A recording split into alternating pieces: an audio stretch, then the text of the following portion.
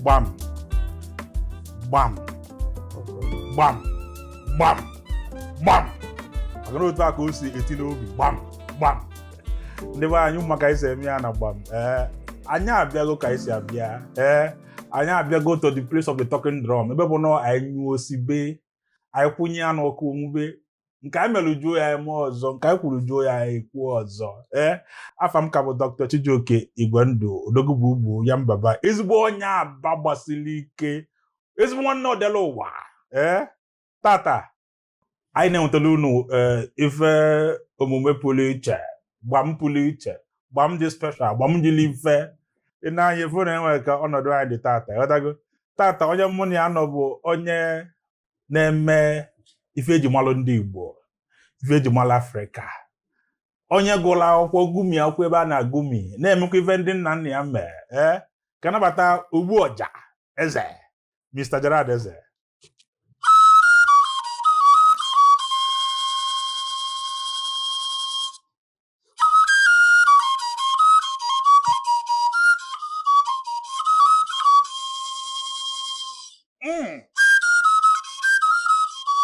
Ana m anụ ya.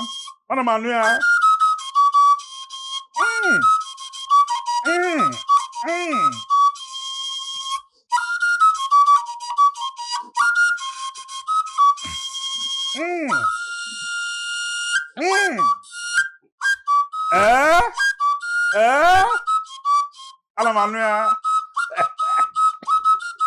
Nwoke tete. Kedu my ATM dịzi? Hi, oh my God. My wallet. Oi Bobo. Ị achọtakwa ATM a. Ị agbakọ chọta ya. Maka na Ogbu Obi na-eficha ihe. Yes. I got to get transfer, don't worry. Gerald, no. No, rinne. Mụ na gị otego mụ na gị ma tata anyị sị ka anyị kpọta gị na Gbam maka na ị na-eme ife tolu ụwa n'anya iwelu obere ọja a sị na obere ọja were wee na-afụwasị onye ọbụla edeghe kọwara anyị biko kedu onye bụ Gerald Eze gaa n'iru. Ọ mụọ Ogbu Ọja Eze. Ife onye na-eme ka ekwe na-akụ, ife onye na-eme ka ọja na-egbu. Ogbu Ọja Eze, ndị mmadụ na-akpọ m Gerald Eze.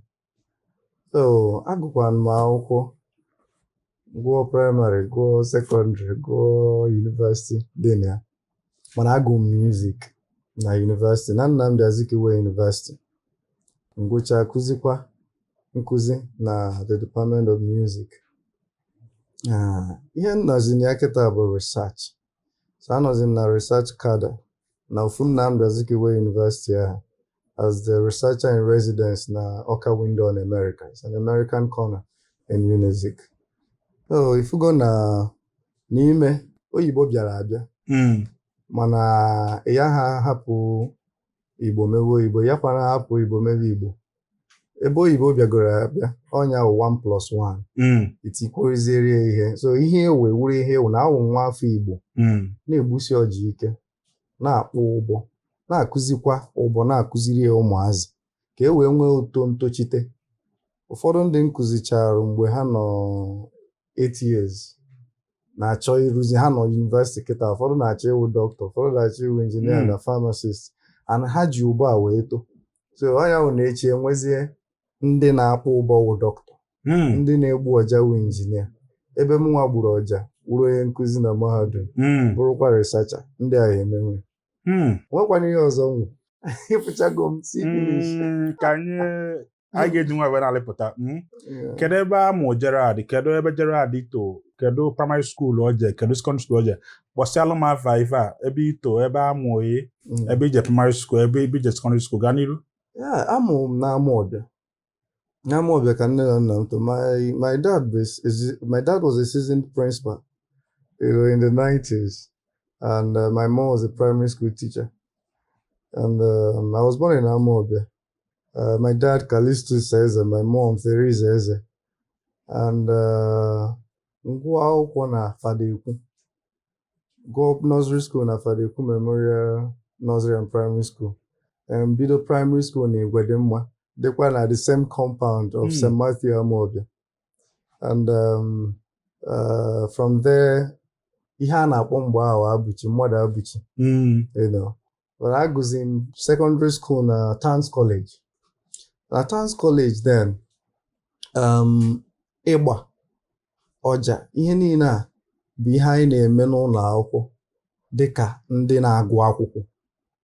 Ọkwa skuul ụka, ọkwa skuul Catholic Church. Mana ebe ahụ ka m nọ wee metụ ọja izizi na-egbu ya n'ụlọ akwụkwọ ahụ. Mụtakwa piano, mụta trumpet, ihe dị iche iche. And Katansi dị bụ ịbata ịzaba afa baptizim gị. Ọkwa mgbe ahụ ka Gerald abido. Okay. So na-edezi Gerald eze from JS1 derie ruo university. Ụfọdụ na-akpọkwa m nwoke m na m na-eyuzu Abuchi na ihe adịkwa great, so that because of identity. But I was one guy throughout my development. I saw myself as onyozi. I'm out to serve. I'm out to use my talent to do something.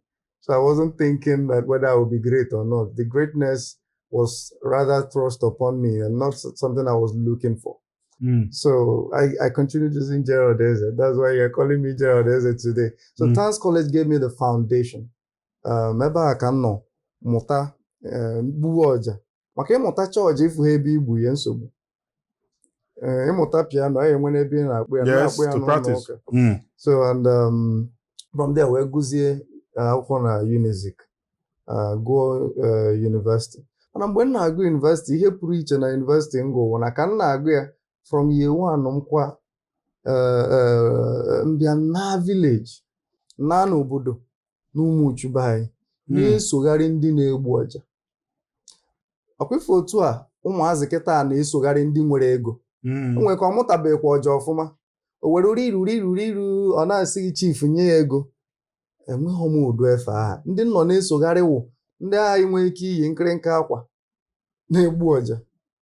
Ọwụ ha ncha yi nkịrịnka akwa, but some of them onweghị ego o debere iche na-esogharị ya. Ụfọdụ n'ime ha wụ onwe onye nke kpuru isi ma njọ, o so na ndị kụziri m ọja.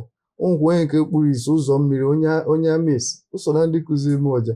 Onwe onye nke wụ ngwụrọ, onye achịna, o so na ndị kụziri m ọja. Na-esogharị ndị na-esogharị ha si ebe ahụ mụta ọja, gawakwa nri, sogharịwa nwoke nri na-akpọ ụbọ, mụta ụbọ. Fad mgbe m na-aga nri ahụ, o nwere sị m onye nri be ha sị na nwoke ahụ kwa na onye ara ka ọ wụ, ma ya kwa bata na studio. Nsị ya wee na onye ara na o nwere ihe ọ na-eme, ma na-esi mụta ụbọ. Jee na Enugu Ukwu, onye agburu Agụtolu opi, ọnwa Amadike na-egbu opi, wụkwa dibịa. Jee ọkụziere m ihe dị n'opi, kọwachara m ihe dị na n'isogharị ndị a ihe eri oge m nọ university. Na-akpọkwa piano because I'm a concert pianist. I play the flute, I play harmonica, I play the clarinet, I play the trumpet, I play the saxophone. And onweghị instrument nke m kwere ọrụ. Nke ọ na-amụ ruo n'isi, nke ọ na-amụ ruo n'isi. So I had the time to do all these things. Ụmụ abịa sị na school bụ scam. Ọ na school bụ scam, ma ọ na-emekwa ihe anyị na-eme. Because school helped us with the social network. There is an unusual concentration of talent in the university, for instance. Maybe I focus here people, and then you will learn rigor. Maka ọ rigor. Uchu, ịgba mbọ, itinye uchu bụ na mmadụ mee ife ọtọ atọ. Daalụ nne, nọ. Ịbụ onye Umuchu. Ọ bụ onye Umuchu. Umuchu dị na Agwata mbọ. Enwere post gị mfo na Facebook, people are na-asị onye be anyị. At least ka enwekwuo onye Umuchu a na-anụ maka ya karịa maka Godwin Mmaduka. No, Godwin Mmaduka bụ onye Umuchukwu. Umuchu dị iche from Umuchukwu. Yeah. And even, it's not even, egwu m adakwa n'elu because ịma na ọ na-ejo m ka nna aza. Yes. Abụ m nwanne Luke Ezeji. Luke Ezeji bụ one of the foremost gospel musicians na Nigeria tikwa na egwu enweghị ike iwuche brilliant musician mana ebe m na-anọ kọwaziere ka egwu m si bido the real school bụkwa DNA. Ezeji Buakụ wụ my great grandfather. Ezeji Buakụ aha dịrị egbu opi, o so na ndị bidoro Igbo. Ibu be anyị n'Umuchu, o so na ndị wube ya o ji wuru Igbo, o so na ndị dike. Akwa maka ndị na-eje vileji ha awụ nnu efe mmiri nsọ awụnye olive oil n'ala maka na ihe dị be gị bụ ihe ya eduje gị mba ụwa. That's why I have to tell this story. Ezeji gburu opi onwe o chiri ọzọ, so nnukwu opie o gbuo ya. According to my dad, o gbuo ya then efu ndị okenye ha abịawa be anyị one by one because ihe ahụ o gbu oziene ha ozi. Opi bụ a surrogate instrument. Mụnwa na-egbukwa opi mana ọja ka na-egbukarị. Na compound Ezeji aha wụ obi a na-amụ egwu dị iche iche ọkachasị ịgba mmọnwụ Igbo. Ezeji mụtara eti wụ my grandfather. Eti aha tiri ịgba, the lead drum of ịgba mmọnwụ a na-ekwu ịgba mmọnwụ Igbo bụ anyị. Nwanne eti nwụta Luke Ezeji. Nwanne eti aha gburu ọja ihe na-eso okwu. Asị ya mgbe ụfọdụ a na-akwụsị ya igbu ọja in places. So my grandfather mụta almost the ensemble of ịgba mmọnwụ. Onye na-akụ ịgba, ndị na-agba agba, onye na-eti, onye na-egbu ọja and so on. And obibe anyị ka a dere amụ ya long before I was born. Ema mgbe m ji mara ihe a mgbe m na-eme masters, so amakwa m ihe niile a wee na-egbu ọja niile m na-egbu. Yeah, nobody told me. I didn't know. So mgbe m na-eme masters ka m nọ n'ọfịs m na university. I slept in the office for a week to complete my work, not just to complete it, but to stay away from anything. Can no sound. And no abane can decarry and name the composition, na analyze pieces in Chico. So one of the nights I encountered something. I was in a trance. When I came out of it, they said I heard a voice saying, "We have mutana na university. Egwu mutana na university." My dad had partial stroke then and he was in the hospital. So I had to go to the hospital, decide there, not on me take care of him. Can we enjoy some questions? And we were instructed not to talk too much. The doctor says, I say,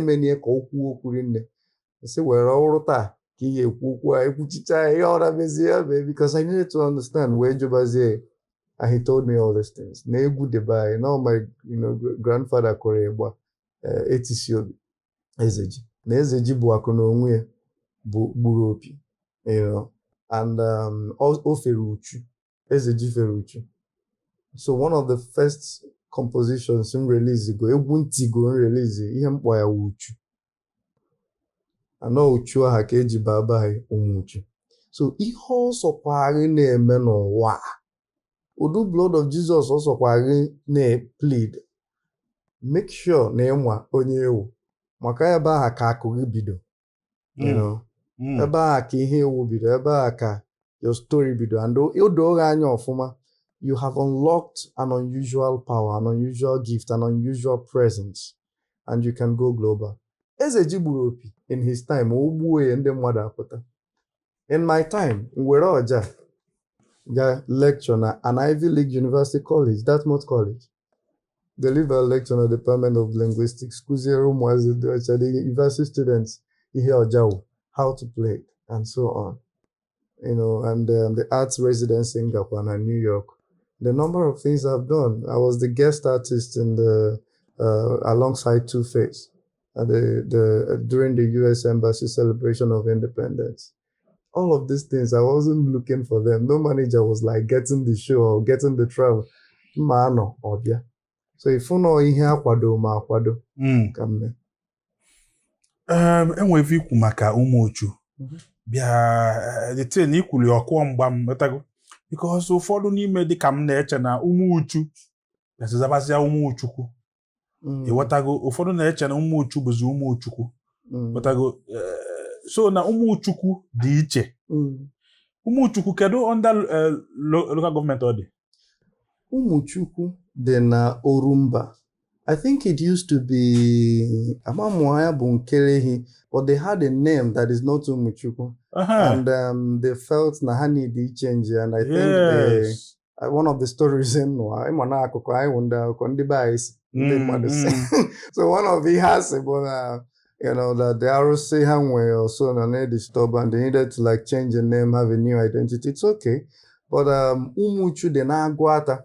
And we also wanted to get into that madness of change Umuchu to Umuchuku sometime in 1999 or so. Okay. I was just a kid then. Now I know the conversations. And one of my uncles, who was a chief then, so now they stand against it. He said, you cannot change it. So, Uchu we date, and though Uchu, ichenjie Umuchu to Umuchuku, you have made nonsense of the town. Sorry, Umu devil. We are Umuchu because Uchu, but the agreement enwe wee obodo dị iche iche wee bịakọ ọnụ wee nwee one town bụ on that Uchu ka ọ dị anchored. Enwere different villages si n'ọrụ onwe ha mana ha agree ka ha nwee confederation ha agree ka enwe akpọta dibịa arọ ndị Izuọgụ. This is the account I read from Leon Nolle's book on the history of Umuchu. Dr. Leon Nolle, ọ na-akọwa na awekpọta dibịa from arọ ndị Izuọgụ ọkwado. Then mgbe gboo anaghị assign agreement assign. Nwere ike nwecha different obodo dị iche iche chọọ ka ha dịkọ ọnụ wụrụ one town. One of the things ha mee bụ ebe anaghị assign agreement assign ewuwe arụsị. Arụsị ahụ ewuwe with the central deity of the town. Arụsị ha ozi Uchu. Eweru ka emechaa ihe eme enwete nkwọ one central market. That market bụ a strategic move ka ọ bụrụ afịa na-azụ azụ na-ewu ewu in that environment. Each of the independent villages nwechara afịa nke ha mana achọọ ka afịa nke aha wụrụzie afịa na-ewu ewu wee wụrụ nkwọ Uchu. Ọ na nkwọ Uchu aha ka arụsị Uchu dị. Wee werukwa ofu one of the items dibịa ha mee anọnụ mgbe o mee wee tinye na mmiri dịkwa na the center at a central location in the town. Mmiri gazuru obodo. Mmiri aha tizie ya na mmiri aha kpọbazie mmiri aha Uchu. And according to this account, it used to be Ichu. That's Ichupu. Anything ya akpasa obodo a. Ichupu. Anything ya agasa the unity of this town. So Ichu aha over time buruzi ana akpọzie Uchu. So it started as Umu Ichu. That's sacrifice the dibia prepare. Yini na ho mewu Ichu ka ọ kpọọ ya. So anything that will come against the unity of this town, Uchu money protected the town. Now chupu such things. And that is how today we are Umuchu. And so I'm a Catholic. I'm trying to say Buru Catholic. And what are this history? I won't even touch the name Umuchu. Because that is what gives me the identity. That is what connects me onye bubu Umuchu to onye amanasa Umuchu. So when we in this our new faith and sometimes the radicalism that follows it, I want to anya aghọta ho ka ihe si dị onye nsogbu n'obodo. Nyekwu anyị nsogbu na ndụ. Ịbụ onye ibubu Umuchu. Ibubu. Because ama m ụmụ gị ama. Yeah, there's ụmụ gị ama. Ama m ugwu akwụ. Ugwu akwụ. Fantastic. Iruru eru na. Yes, because enwere m ebe m gụrụ akwụkwọ City International Secondary School Fege Onitsha. Enwere m some of my friends bụ ndị Umuchu. One bụ onye ụmụ gị ama a na-akpọ Oziọma Ụkọnụ. Then the other one bụkwa another Ebele something bụ onye ugwu akwụ. So I kind of familiarized with the town, being their friends. Okay, now your religious background, you're going to be Catholic. How do you balance your religious background, which is your faith, and this your understanding? Because I don't know whether I will also call it faith or belief? How do you balance this understanding and your faith? Yeah. I won't deny that at some stage in my development that there was no crisis of faith. The question you asked me is important because a lot of people are having this crisis of faith, but they are reacting to it in different ways. I'm lucky. In a lot of things in life, I'm so fortunate. So I have, sound mentors, people who understand the Igbo culture and who understand traditions across the world. Nothing is wrong with Christianity coming to Igbo land. Let us just really solve that problem. Nothing is wrong, right? But in the practice of my music, in Igbo, in Igbo, in Eku Ogene, because I can play the Ogene ensemble, I can teach it and I theorize these things. In doing these things, you will come to the truth of the Igbo experience. And that is where that is the angle of the spirituality.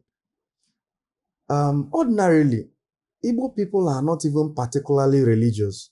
We are particularly spiritual. So, Yahi Wiroja, we open up to the truth in the instrument. You open yourself up to the practice. The instrument are not reveal really how.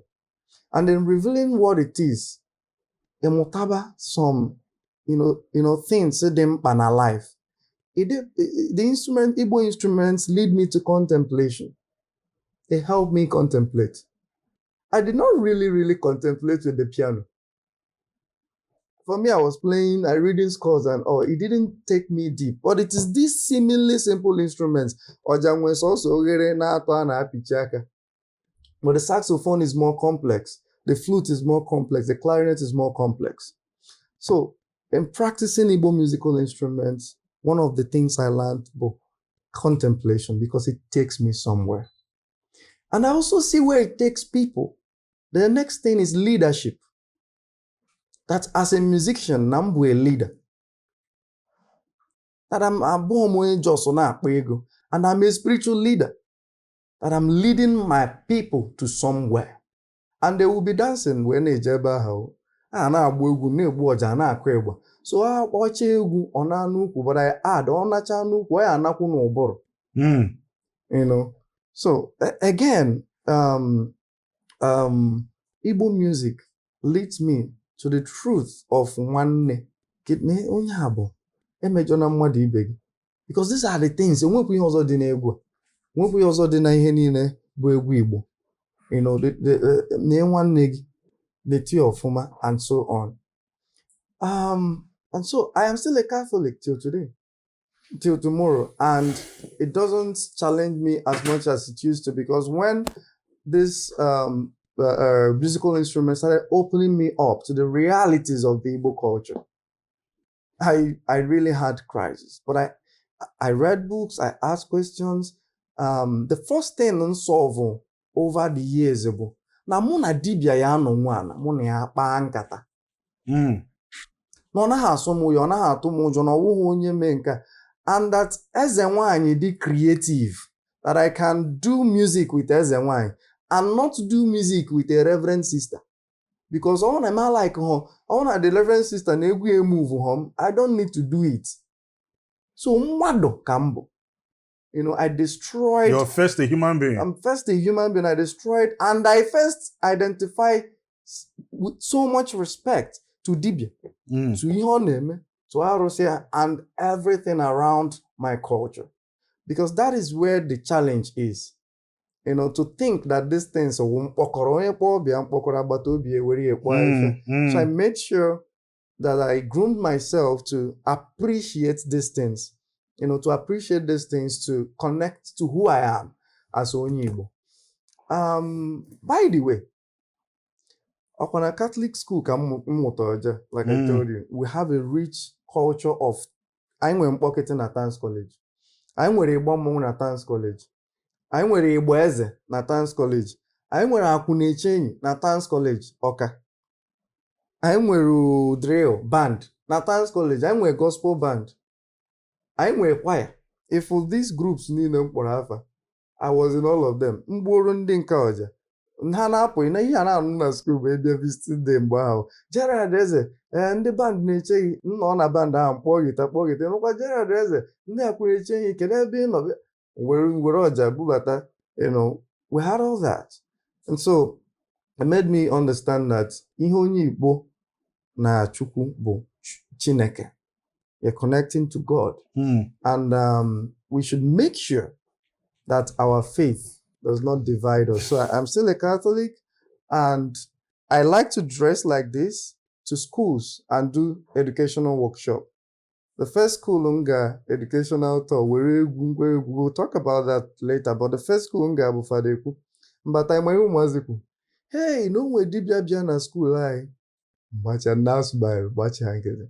Mbago na stage. I have this effect on people. It's like they can war me. I started talking next and the music started. By the time dibia, by the time that's hard to know dibia. By the time I was done, Umazi Abago teacher stage now makum nese photo na aju questions. Ama mie. Koya Umazi na aga na street funye terunzu na anya ha mansi Holy Ghost fire, blood of Jesus. Umu ihe o meri ọ na-eme nke gị na-eme nke gị. But the idea of unbeliever and believer, it's a dangerous way to address yourself. In fact, once you start doing that believer thing, I have problem with you, because Abraham the believer in negate another human being. Onye nke ahụ is the unbeliever or infidel, So, and which is wrong. The Igbo culture nabatakwana this Christianity nye hana, because for the Igbo person, Father Chiko Palike always says this, that for the Igbo person, ogugu dịrị onwe, udo dị, arụsị dị iche iche dịrị. So when the Christians came, for them they were thinking, ka hapụkwa ndị a ka ha dịrị otu ogugu si dịrị. But the Christians at the point wabara anya o. Ndị nyezi ihe ana and the environment to start their gospel. Do ihe niile ha na-emezi kpọdo ya isi n'ala. And that is where the crisis a na-enwe today si bịa. Ndị ụka ya ana na ụka na-emebicha obodo. It's not completely true. Ụka sokwa edozi obodo. Ụka sokwa emebi obodo. Ndị ọdịnala sokwa edozi obodo. Ndị ọdịnala so emebi obodo. And so I'm opening up to the truth in ọdịnala, and I am a practitioner of ọdịnala. Ọdịnala is spirituality. Igbo spirituality. Opening up to the truth in it. Ihe ji nwa ji kpee ekpere. Kpọkwuo ndị nna nna gị na ha akpa nkata. Gị na Chineke akpa nkata ewere ọjị wee na-ekwe. And to round this off, a lot of times in na-egbu ọja, the ọja mgbu na introduction, you can listen to it word by word. Ọja ha mgbu Chineke ka anyị na-ekene. Sị m ya na-ekekele ụwa na ọkwa ọja ekenekwa gị. Na ihe niile ikere ekene gị, na enu na ala na-ekene gị, na anyanwụ na kpakpando na-ekene gị, Chukwu okike ọkwa ọja ekenekwa gị. That was the message. Ọ ihe a ka onye na-egbu ọja na-eme. Ọ ihe a ka eji ikoro eme. But ignorance mee mmadụ o je gbaa ikoro ọkụ, thinking na ikoro ụwa arụsị ka ọ gbaa ya ọkụ, destroying what we have. So I've overcome that crisis. I'm comfortable with my Catholic faith as far as it doesn't the first one is ordinary. As far as it does not contradict it, I'm fine. At any time the teaching contradicts who I am as an Igbo person, I am the one to review it and say, nah, I'm not interested in this. Okay. Catholicism is a Christian faith, right? Is a Christian religion. And then it is Roman Catholic, if I'm not mistaken. Okay? What do you have to say about the fact that Christianity as a religion, with Bible being their manual, did not accommodate what we have as Ndi Igbo in their doctrines? For example, now Bible say na all trumpet ka ga-afụ ma at the last day. Mana Ndi Igbo ada afụ trumpet. If all Igbo trumpet onye Igbo, that means ị chọrọ ka ị bịa ebe a unu na-afọlọ trumpet. There's no account of ihe ọbụla mee na Umuchu na Bible. There's no account of ihe ọbụla mee na arọ ndị izu ọgụ. There's no account of ihe ọbụla mee na aba bennam ma ọ bụ ọkụzụ bennem. But if you watch, you see that Catholic in a way married with Italian religion. Sunday, according to history, is the day that they worship sun. If you go back to history, then if you see their dressing, if you see the whole incest, you will see that this is what Italians do traditionally. Then we go to them to do that same thing. What do you have to say about that Christianity not accommodating us as Africans, what we believe, what we actually know? Go ahead, please. Yeah, I don't know how we ever got comfortable with thinking that our great-grandfather, our grandfathers, our grandmothers is our problem. We got so comfortable with it and we say it.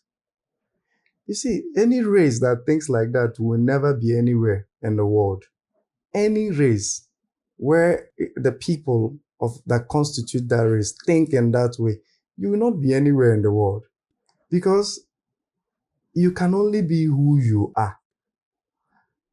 So it's evil to demonize a people. It is evil. And but you know what I like about the Catholic Church? It gives the foundation for dialogue. The Vatican II opened up the use of indigenous languages and traditional musical instruments, indigenous instruments, and the liturgical worship. In fact, Father Nagu, the preface, you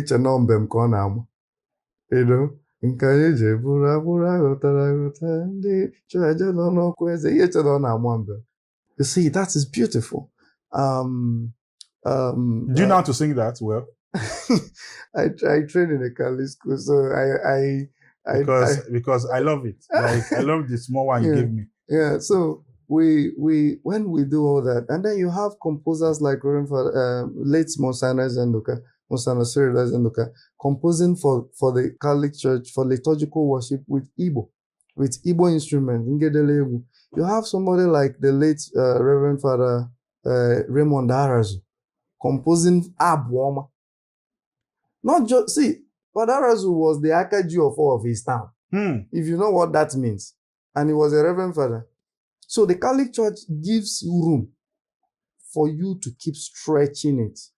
And as far as I'm concerned, the way Christianity was brought to Nigeria, to Anibo, to Africa, Africans have to review their faith. Africans have to review their medicine. Africa have to review their music. Say, this is what education means to us. This is what medicine means to us. This is what faith means to us. This is how we want to connect to God. Whether you are going to invent something new from everything that we have, or you are going to stretch the ones that are existing to, to be more open to the realities of the people. Or Africans have to also say, this is what food means to us. We have a lot to say because in the way we have accepted the faith, once you say in Jesus' name, once you say, once you go to church, you presume you're a good person. It is not true. It is not true. And onye ọnama nwekwa ndị ọrụ a na-eme omenala nwee ndị ezigbo mmadụ ndụ fadị nwa nṅomi nọ n'omenala nwee ndị ezigbo mmadụ ndụ fadị nwa nṅomi nọ n'ụka. Anyị erugo ebe anyị nọ, whether they did this, like I said, it's evil the way aspects of the people's culture were demonized. Totally evil, because you are making sure that we do not get to the so-called promised land. You are denying me the heaven already. In the ways you have, made me first inferior. So I have to battle with, once I see somebody, I have problem with it. Mana on Ash Wednesday, nobody looks at you like something is wrong with you. But if onye tere nzu n'anya ị na-ezi ezi ọ chọọ ịnọ na ka ị na-eshift ịbanye na moto ibido ekpere onye ọwụna ege ntị mmadụ banye na moto were ọjị gọwa ọ dịghị ka enwere ike ya ha ekweri mụọ isi hie. Do you understand? So the Igbo traditional religion, the Igbo culture itself, the open, and it shocked me. In fact, this was the only issue I had, that the Igbo culture is open. If a Buddhist comes into the Igbo land, it's okay. Enwere ike inyere ana. The traditional Igbo society. That is how Christians were given the land to develop in the first place. So, in summary, Uchu, for instance, like I described, is what holds the town together. And there were more issues in my town at a point from the Christian faiths, the different faiths in the town, than there ever was arising from Uchu. I don't know if you get me. So we must review what we believe in. We must review it. And you listen to my song, Uchu. I started it with Psalm 23 because the first encounter I had of it was standing in front of the water without knowing that I was standing in front of the water. Oh, my uncle said, and days before that day, I heard that it would bring me to itself. I heard it. When I tell one of my mentors who is a priest, I say, I hear these things. I don't know if I don't want to admit that I hear, but I really hear these things. I heard I said, I would like to visit, I would like to see this water. I would like to say, I will bring you to myself. And I was standing in front of the water. And my uncle said, this is that's Uchibu. Because the water flowed down to Ibu. I started praying and I said the Psalm 23 in front of the Uchu because prayer is contemplation. So if you listen to the music, I started with the oboe, like David, singing the psalm and opening myself to the presence of nature. Gobazie, no na-edugam na mmiri. Mmiri nke dibe m Uchu, ama m nke dibe onye ọcha. Mmarugodu mangunye na egwu because Ịmara Jordan, ịmara Jesimeni. Nke ahụ dịrị ya ọ nọrọ onwe and ebe anyị ede hụ n'akwụkwọ ka ngụzie egwu gụnye Uchu nke be anyị so that onye ọcha gbaa ya ọ na-agba Uchu aja ogbugbu Uchu ọnụ keta ọsịsị gịnị bụ Uchu asị na o nwee mmiri dị na Anambra State. But who are you in the world if you keep talking about Judah? Who are you in the world? Does it not bother us? Who are you?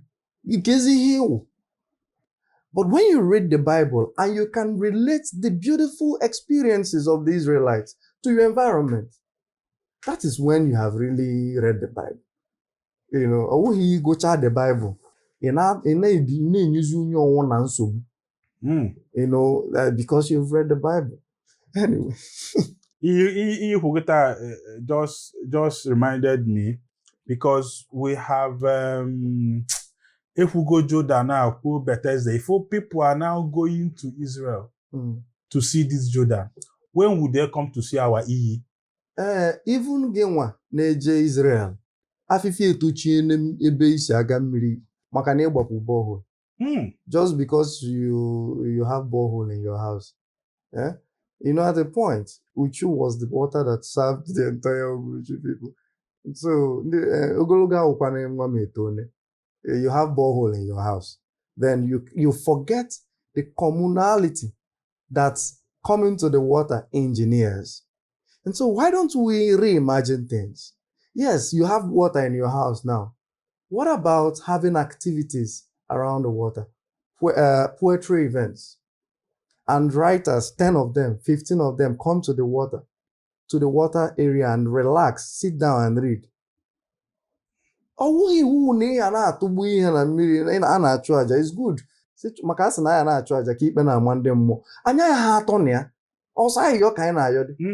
What about life? Other aspects of life? What about when I went to New York? That went viral on Twitter. Like it went viral. Igbo people were emotional, commenting.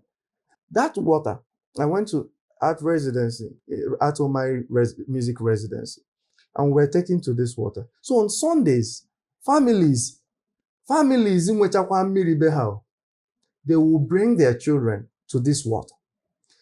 A lot of them will not do anything. They will not swim. They will not drink the water. They will not do anything with it. They will not even wash. They will just sit down there and contemplate. Then you see some children who can swim, they will swim. You see some adults who can swim, they will be swimming. Do you understand? And I sat in front of that water, felt connected to it, brought out my oja and played. It went, I still have the video, it went viral on social media. That is how I think about the Igbo deities. Because we always keep talking about, hey, Arobinagu nye ego. Hey, Arobinagu me mụrụ. Arobinagu asịkwa ịrụọ library. Arobinagu asịkwa ịrụọ tech hub na village. Are we not opening ourselves up to those dimensions? Arobinagu asịkwa use warfare dị na village. Some parts of it, some kind of natural reserve. Ebe a na-eje people be ha na-akwụgharị na ya, nwee tour guide, o lead ha around it. Ọsịkwa gị mee. Ọsịkwa gị were some abandoned mansions ka ọ bụrụ music. Otu a si jee New York, ifekwa n'ụlọ nwan, we have more beautiful houses na Igbo. Ọsịkwa gị were mansion aha dị na Igbo.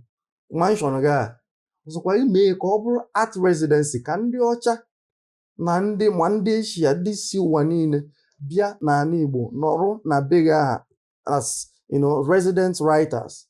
Anọrọ ebe a nọ on Sunday akpọrọ ha kpoje ha n'uchu, kpoje ha na mmiri obodo unu, ha nọrọ ebe a zuo ike gụọ akwụkwọ. You understand? Anya ya atọ that DNA is dynamic. While Ezeji played Opi, my great-grandfather played it to the community, I am now taking it Oja global. I'm not doing any new thing, but I have to reimagine the thing. Etu Ezeji si mie ka m esi mie. These days, imegharị ahụ mmadụ asị gị awụghị otu ndị Igbo si eme. Which ndị Igbo? Which one? Igbo is rich and Igbo is not one town. I mean, we're not just one people doing one thing. Igbo dị iche iche na-eme ihe niile, na-eme a lot of things. Some people say that Mmọnwụ si Galabia, and they have their own proof. I've not really, gone deep to realize that, but you look at the matter, yeah, no Mmọnwụ anaida. And so Igbo is rich. That's Igbo of many dimensions.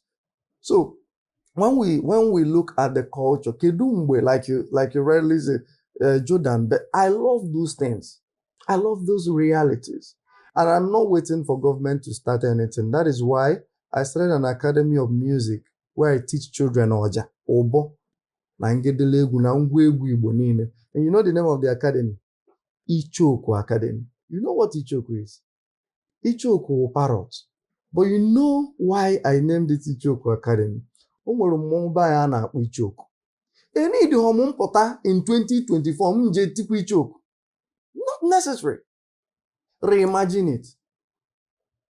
Nya bawanye nya na-atụsa. Ọwụghị nọrọ n'ofu ihe na-asị m nọ ihe Igbo bụ enyi. Ị nọrọ na ntị enyi si n'ebe a ka enyi jedebe. Ị nọrọ n'ọkpịa si n'ebe a ka enyi jedebe. Ije na Tusk ya onye a sị ha na abịa fụrụ Tusk n'ọsọ Tusk enyi nwe. Ọ ihe Igbo bụ enyi.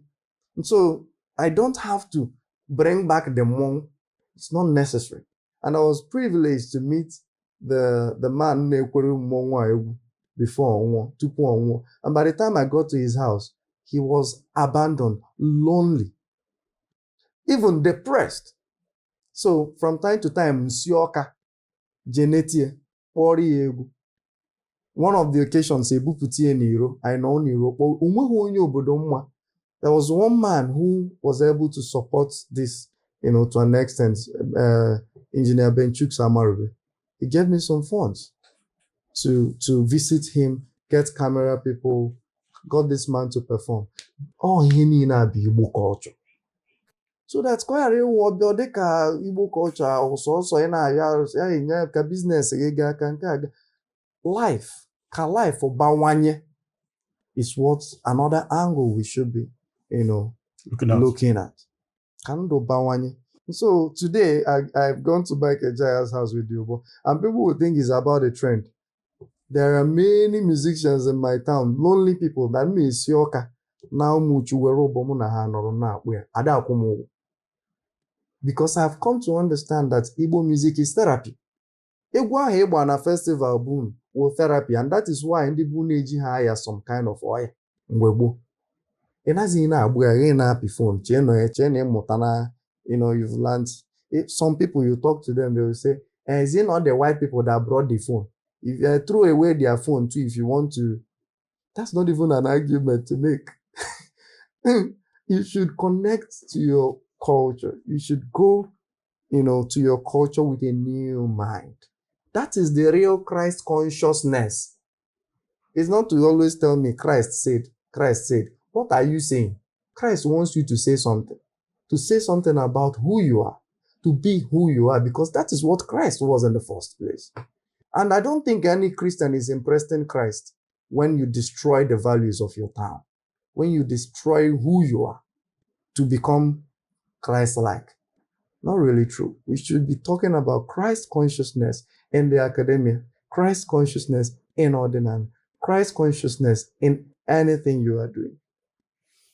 Dalorin Eze ka ndị nwere mmakọrọ onye mbụ na ya nọ ị ga-emela ya obere majik ka ha mmakọrọ na ọ na-eme because ịma na otego anyị achọrọ m anyị kwuo okwu let this be more like a performance. Ama m ị ga-enyekwu anyị ọja ka ọ bụ ị ga-enye anyị ụgbọ kedu ya ọsọ ka ịkpa anyị aka vibe a na music generally now because ebe ndị ga-akịta bụ music gaa n'iru. Ịma ebugo m nke. Okay, kedụ nke a? Nke a bụ Ikenna. Okay. Na-akpọkwa ya Ikenga. Okay. Mana nke a bụ Chioma. Okay. Ana ịma tupu egbu ọja a na-atụ ya mmiri. Oh, okay. Maka na akpịrị gị, Okay. otu akpịrị gị dị, ịchọ igwu egwu ma ịchọ ikwu okwu, enwụọ mmiri ka akpịrị gị wee. Okay, ọja ị ga-eme ọ dị wet. Ọ yi eme. Okay, Chioma. Ọ Chioma. Okay, just like ụmụ nwanyị. Before ngị na ha arụọ ị ga-eme ya ọ dị mmiri. Mana ịma na nwaanyị bụ ọ ije wee dị mmiri mana ọja ị ga-eme mmiri fọ wee jebe. Ngwa gaa n'iru nwere ọga n'iru. Ife ọ na na-ekwe ihe ọ bụla ya na-atọ maka na ihe ikwutere isi gị. Ịma na ndị nna anyị na-adịchakọ obere ụlọ a n'otu a. Abịala ekwu okwu ba na-etinyekwa ụmụ ụlọ a sị gị kedu maka nwunye onye dị afọ gịnị ya ụbọchị ya. Ha adịghị ụra na ha tọrọ atọ ha na-echi m echiche ime. They saw tomorrow. Anyị nwa na-afụ yesterday. Ụlọ anyị na-eme bụ naughty or naughtiness ka a na-akpọ ya n'Igbo asị mmadụ ịdị naughty. Abịa n'ogide ayọmmanụ njakịrị sị ya na afọ ya na ajado. Kedu ife a na-eme n'ime ọbịa amụọ. We are happy people. Yes. Ọja m egbu kịta.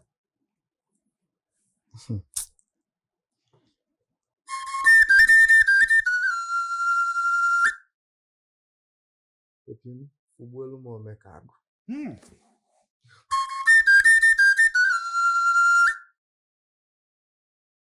Na omeka agụ rili ji mmụọ.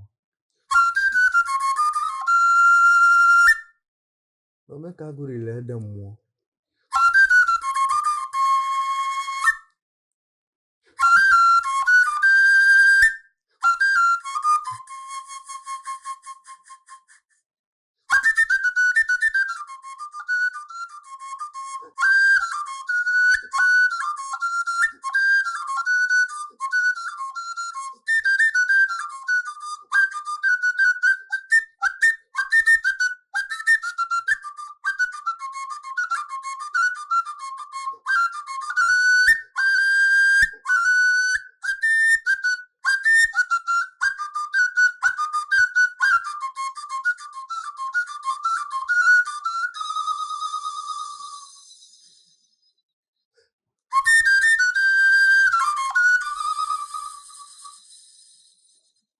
Ọbụ ana m anụ ka ị na-eku m deje deje deme evogo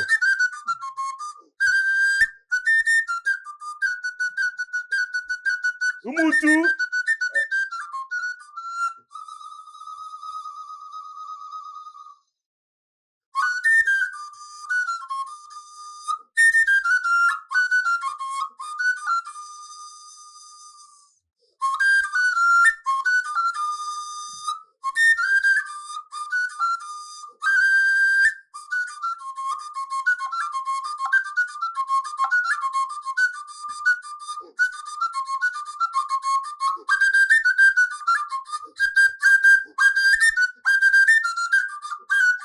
Ife kwuke na-eme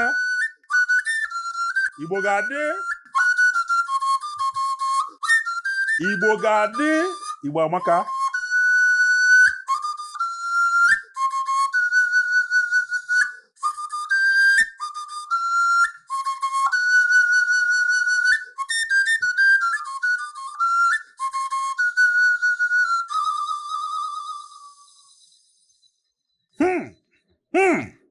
a na-akụrịkwa aka na chọọchị a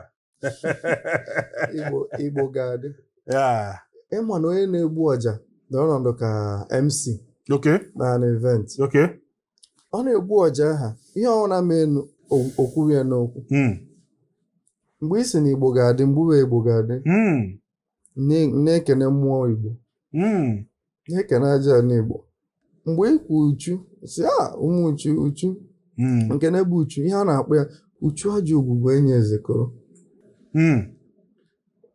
mkpọ uchu uche dịka ekene ya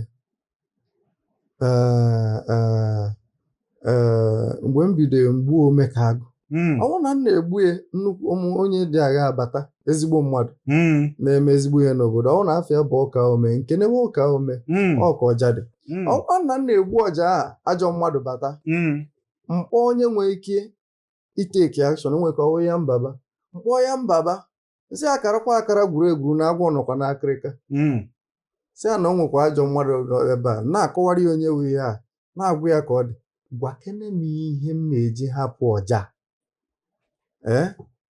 ọwụrụ flute m na-afụkwa mmakwa m afụ flute ọwụrụ flute ka m mma ka e na-eji hapụ ya maka amarugo m ihe dị iche capital B na ọkpa efu nwere ihe ọdịbendị dị alụfa werekwa na ọja na-eme ụwa obi aṅụrị dị ka obi dị gị nwa na anụ ọja daalụ Ogbu ọja eze ka anyị mekwa n'ụbọ gaa n'iru please ụbọ aka bụ ngwa egwu Igbo eji akọ akụkọ eze Igbo bili Igbo kpọrọ ụbọ area skata kpọrọ ụbọ ụmụ ihe ndị a anachaghị ana ụbọ aka bụ ngwa egwu Igbo eji akọ akụkọ eji anụ ụwa mgbede maka na ndị be anyị Chineke ka eme Igbo enyego m eluigwe already maka na ndị be anyị gboo na-eche m ife eche m enwee si n'ụwa mgbede ka mma ha jụcha ọrụ gbagharịcha ruo na mgbede ha nọrọ wee na-akpa nkata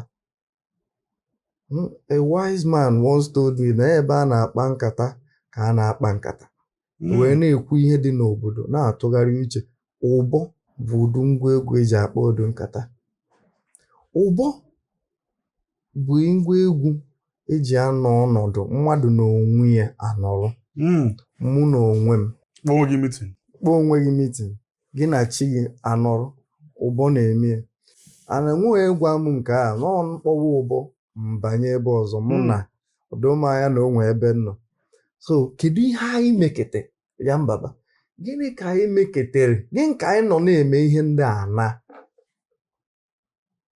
a na-achọzi ya achọ mbụrụzie as a researcher mbịa nsụwa oyibo it is going into extinction if nothing is done it will go into nothing is done ị na-emekwanụ gịnị that is the statement of your problem if nothing is done it will go into extinction ị na-eme gịnị ka ihe jide ọkpara ha ịmụta ya ịyara akpọ idecha ya ịkpọ piano teacher ịmahụ na ihe emenwu something with dị ọkpara gị ọ na-ebe m na-akpọ ụbọ ka m na-afụ the capacity nwere to contemplate ọ na-ehapụ m na-echemi echiche ime ka ọ ya wụ na-eme ihe ọtọ atọ.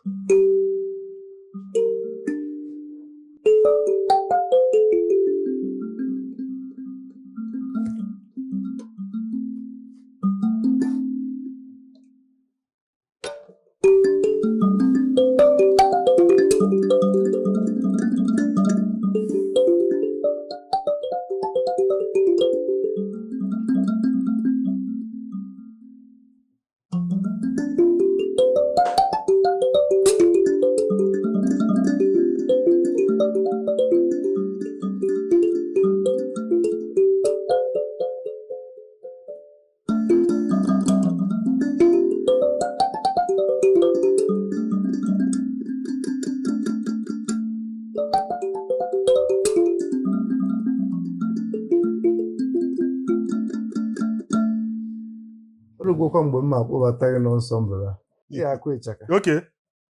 Kedu ọgasị na nke a? Ihe akụ ịchaka.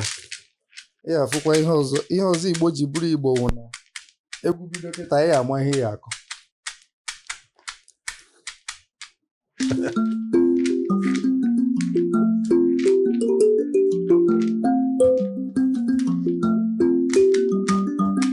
Nice.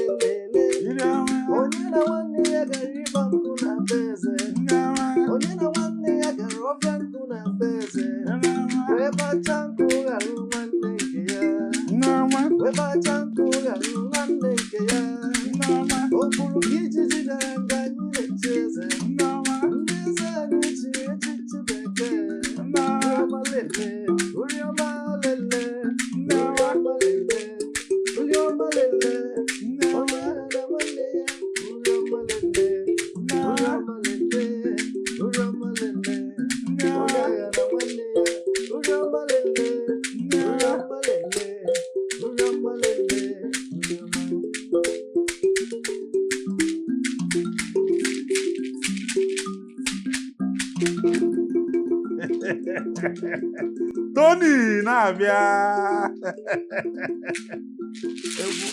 Egwu ka nkụ. Abụ m nwata n'ụlọ nne m. Idide. Otu a ka Igbo si bụrụ Igbo. Efe ọ bụ. Ime nwanne, inwe ubi aṅụrị. Efe ọ bụ. Abụ m nwata n'ụlọ nne m. Idide. Wee bulite gaba ichu mmiri. Idide. N'aka m atọ n'ite na okwero mwepụta. Idide. N'ọkpa m atọ n'ite na okwero mwepụta. Idide.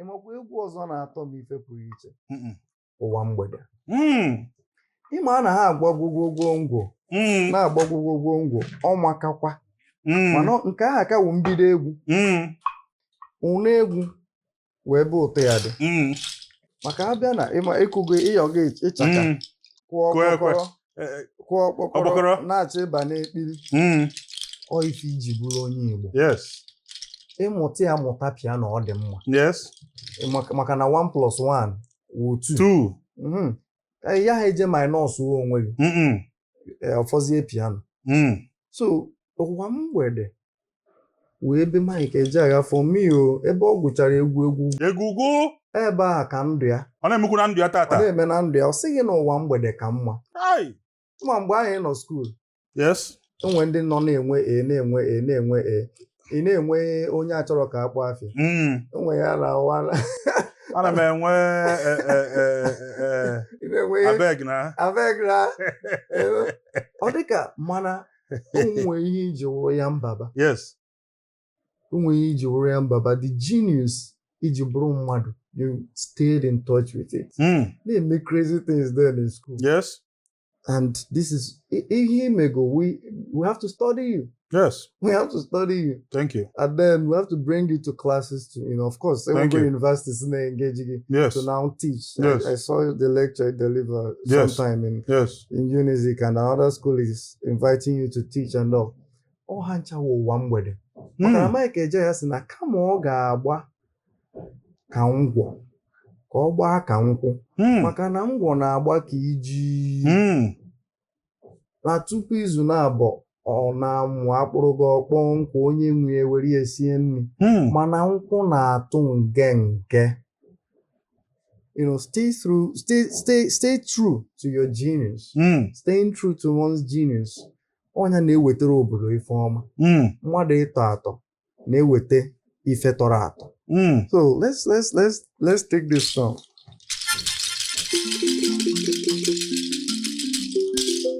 So Erioge, since 2018 I've been doing concerts ruo 2021 mbido kpọbịa ụwa mgbede long before this trend bido kpọbịa ụwa mgbede na ụwa mgbede ka mma ụwa mgbede ka mma anyị na-agụ ya mana the entire concert m na-akpọ ya ụwa mgbede a place you come to rest.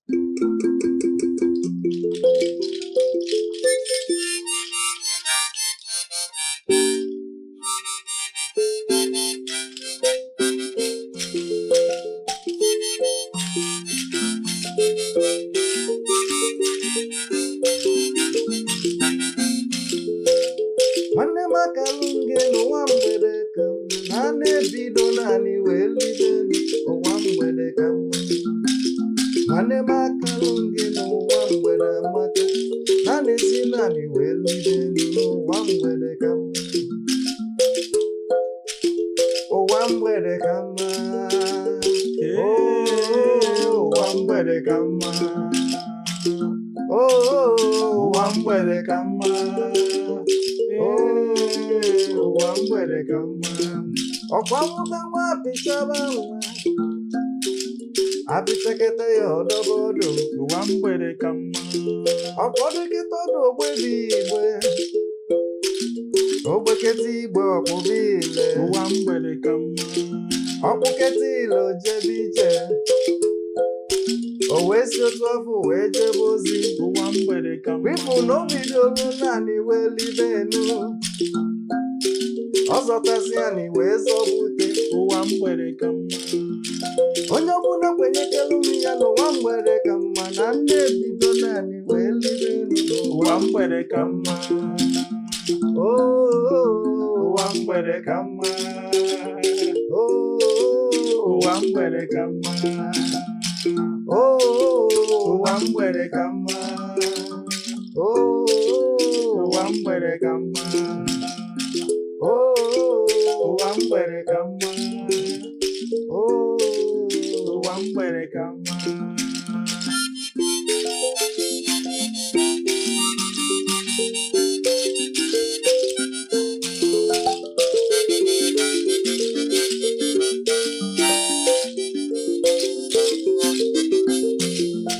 ọchụnike na-ala n'ike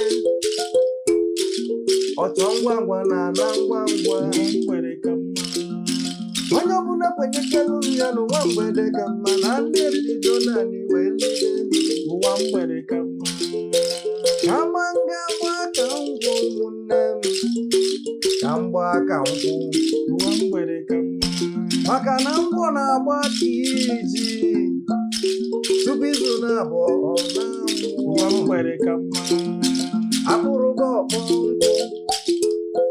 onye nwe ya eweru ya sibe nri ụwa mgbede ka mma mana nkwụ na-atụ ngenge arọkwuru arọ n'ọnụ ya bụ ụwa mgbede ka mma onye ọbụla kwenyekelu ya n'ụwa mgbede ka mma na nne ebido naanị wee libe ụwa mgbede ka mma ụwa mgbede ka mma ụwa mgbede ka mma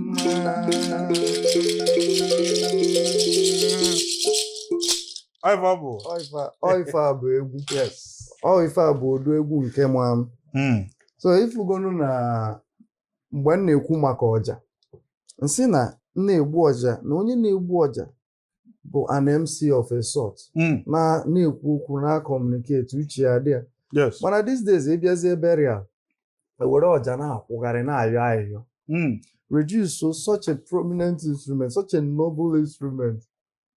Reduce ogbu ọja to onye dịka onye nkịrịnkị onye na dịka rifraf bega iso ya chief agụụ dịkwa n'obodo ọ dị oke mana ka anyị ghọta na nke ahụ dị amateur musicianship and amateur musicianship is allowed na onye nwadebe for the real art onye na-egbu ọja onye na-akpọ ụbọ bụ onye ghọtara ụwa mgbede ịma ezi Igbo obili Igbo na-akpọrọ ụbọ mgbe gboo ịma ihe ọ na-akpọ onwe ya obili Igbo onye ozi ọma ịma ihe o ji akpọ onwe onye ozi ọma because the Igbo musician is a gospel musician so tautology is inappropriate for an Igbo musician na ọ wee gospel musician iche ihe ahụ ọ na-agụ n'egwu ozi ọma bụ gospel onye gospel ya 77 nwere egwu ọ na-agụ sị na ọkwa okwuchukwu ka ọ na-ekwu ibe onye na-ekwere ya egwu ekwe ọ sị na okwuchukwu ya ụka ọkọ ọrụ gị ka Igbo si bụrụ sị na ndị alọ na-azụ abịa abada na ndị Ọnịcha ụzọ lọya ka ha na-eme na ndị were egwu a na-akọ ihe ọ na-akụzi n'egwu ahụ nye enwekwana ịbịa n'ụwa anyị nọrọ sọsọ n'anya ijee n'afịa iweruso anya na-enene enweghị gị ya eji gị ihe ọ na-achọ ịkọwa gị na-abịa unu na o nwere ihe ndị bụ unu na-eme ọ oziọma ka oziọma so ọ bụghị iwu na ihe etinye Jizọs o wee wuru oziọma and I respect Christ and like I said the Christ consciousness must rise in everything we do in the academia in business in every aspect of life. Otu a na-eti egwu ekwenyere m n'ụwa mgbede maka otegokwa mụ n'ọja mana mbịa mmarụ ụma were nwayọ na-aga maka na m chọrọ ịtụ ka nkwụ m chọrọ ịtụ ngenge ntụkete ngenge ntụjuo ịnwụzie ya ịmara ife dị iche capital B na ọkpa efi Ogbuoja eze kedu ife inwe ikwu maka mmadụ dịka gentleman Mike Ejeagha ụdị mmadụ dịka ya ọkadịsịkwa anyị ga-afụnwu such a person. This is a man that every single year there must be something about him that will trend. We've not noticed that. Yeah. This is a man that a song that was produced in the 80s, we are relating to it. Mm-hmm. We've not heard. Not even the remix or the original one. Kind related to it. Enwebe onye gụtala egwu ma ndị na-ede egwu ede na-eme barabara. Enwebe onye gụrụ egwu ahanụ gwọgwọgwọ. Onwere onye ga-akpọta nwa asụsụ ọ bụ. Onwere onye ga-akpọta nwa ebe o si bịa. Mana look at us now. Ka anyị na-agwọkọrọ the thing. Enwe onye dịka Mike Ejeagha and kedu ụdị mmadụ ifeili na onye abụ, and what kind of blessing do we appreciate this man enough? Can we still have the likes of him in future? Ganiru? You know,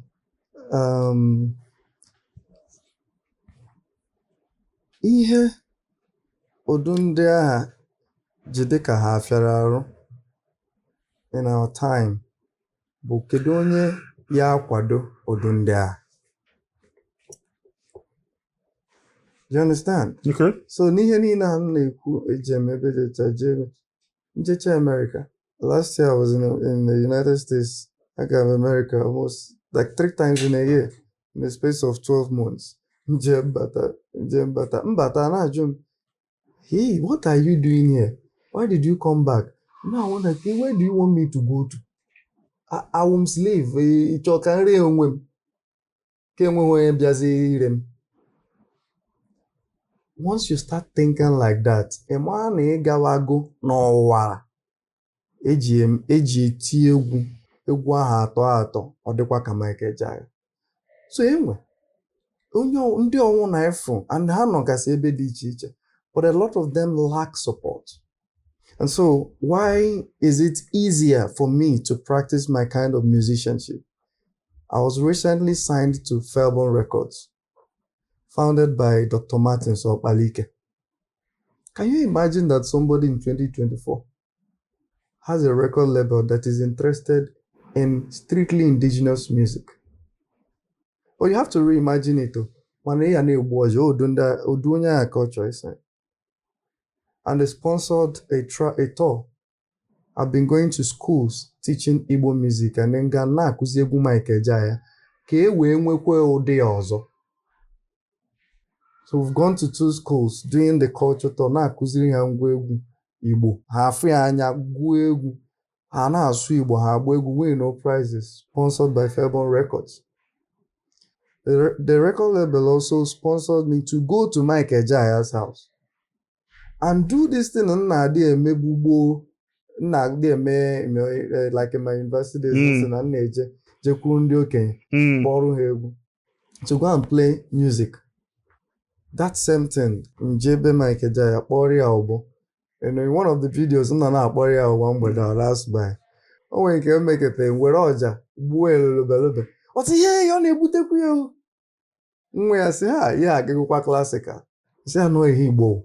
N'Igbo dị tomorrow, Igbo wechi. Igbo ahụhụ ọnya. Ọ anyị na-echigha anya azụ, anyị afụ ihe dị ọnya were ihe gaba Igbo dị n'iru. N'Igbo wee nye mba. And so, I am living my own life. We are individuals in Igbo culture. You know, napụta ime nke. When ndị Georgia ayi ego. Mwa Georgia na-eme ndị mmadụ obi anwụrụ imecha kwụọ m ụgwọ kwanyere m ugwu. Onwe ka ihe esi jam ego gị nwa ya atụtụ ihe achọkwa mmadụ ọtụtụ ya nye m. Yes, onwe ka ihe esi really jam ego anyhow. So if I am in my composure, if na ọwụkwa na-ekwanye m ugwu jidokwa ego ya, because the real thing is the experience ọ mmetụta ọ ihe awụ ịba na ọwara Mike Ejeagha. And so I'm doing that path. And that is why his music speaks deeply to me. And that is why I take his music to people, to schools. I got Obaji, Shrine, Gown, Chankabuzi school, community, young people. Umukrobia no more above there. Na agba Malugo, na agba Dogunarero, na agba Akwebube. ogene dia, ogene phone, ụbọ dia, ọja dia, ngedele egwu dia, that's xylophone, udu, ekwe, and then the bass guitar and brass. We are planning to go to Enugukwa Center for Memories, collaborate here with all sponsored by Felbon Records. Ọkwanya ka o jidere m izi. Onye enweghọ onye kwadoro ụdị ihe ọ na-eme ya na-eme ya nọrọ na street amama na ọnụ. O nwere ndị dị otu a, gifted people na-eche m echiche ime. Yes, ọwụghọ nna m nọ. So, but it's also a shame that a lot of us will iji egwu nweta quick money. The shame, the ihere kịta a na-arụ onye nwetebe sense of this ihere by now ama mwazikwa ihe ọzọ. That Mike Ejaya, like you said, every year ya na-trend. Every year ya na-trend. This year, Wuruzie the climax. Brilliant idea by Brain Jotter. But it will interest you to know that I was rehearsing to visit him as of May. In December 2023, someone from my record label represented the label, Casey Ogwejofor, visited him last year. So since I aga with egwu to entertain him and the people, so we now went to the smaller trip. We were rehearsing for it in May, June, July, So we have to live our life in such a way na ya na akwado ife akwado. Let things not. I na adị too reactionary in Africa. Ihe na-adakwasa ya adakwasa. Ihe na-eme anyị eme. Anyị anaghị eme ihe. The West na-eme ihe. Ma nke dị mma ma nke dị njọ, ha ya na-eme ihe eme, they do it. Nke na-achị ịdakwasa ya na-abịa, ha agbakọ ya mara na ọ na-abịa. So I was going to visit this man and then his music trended.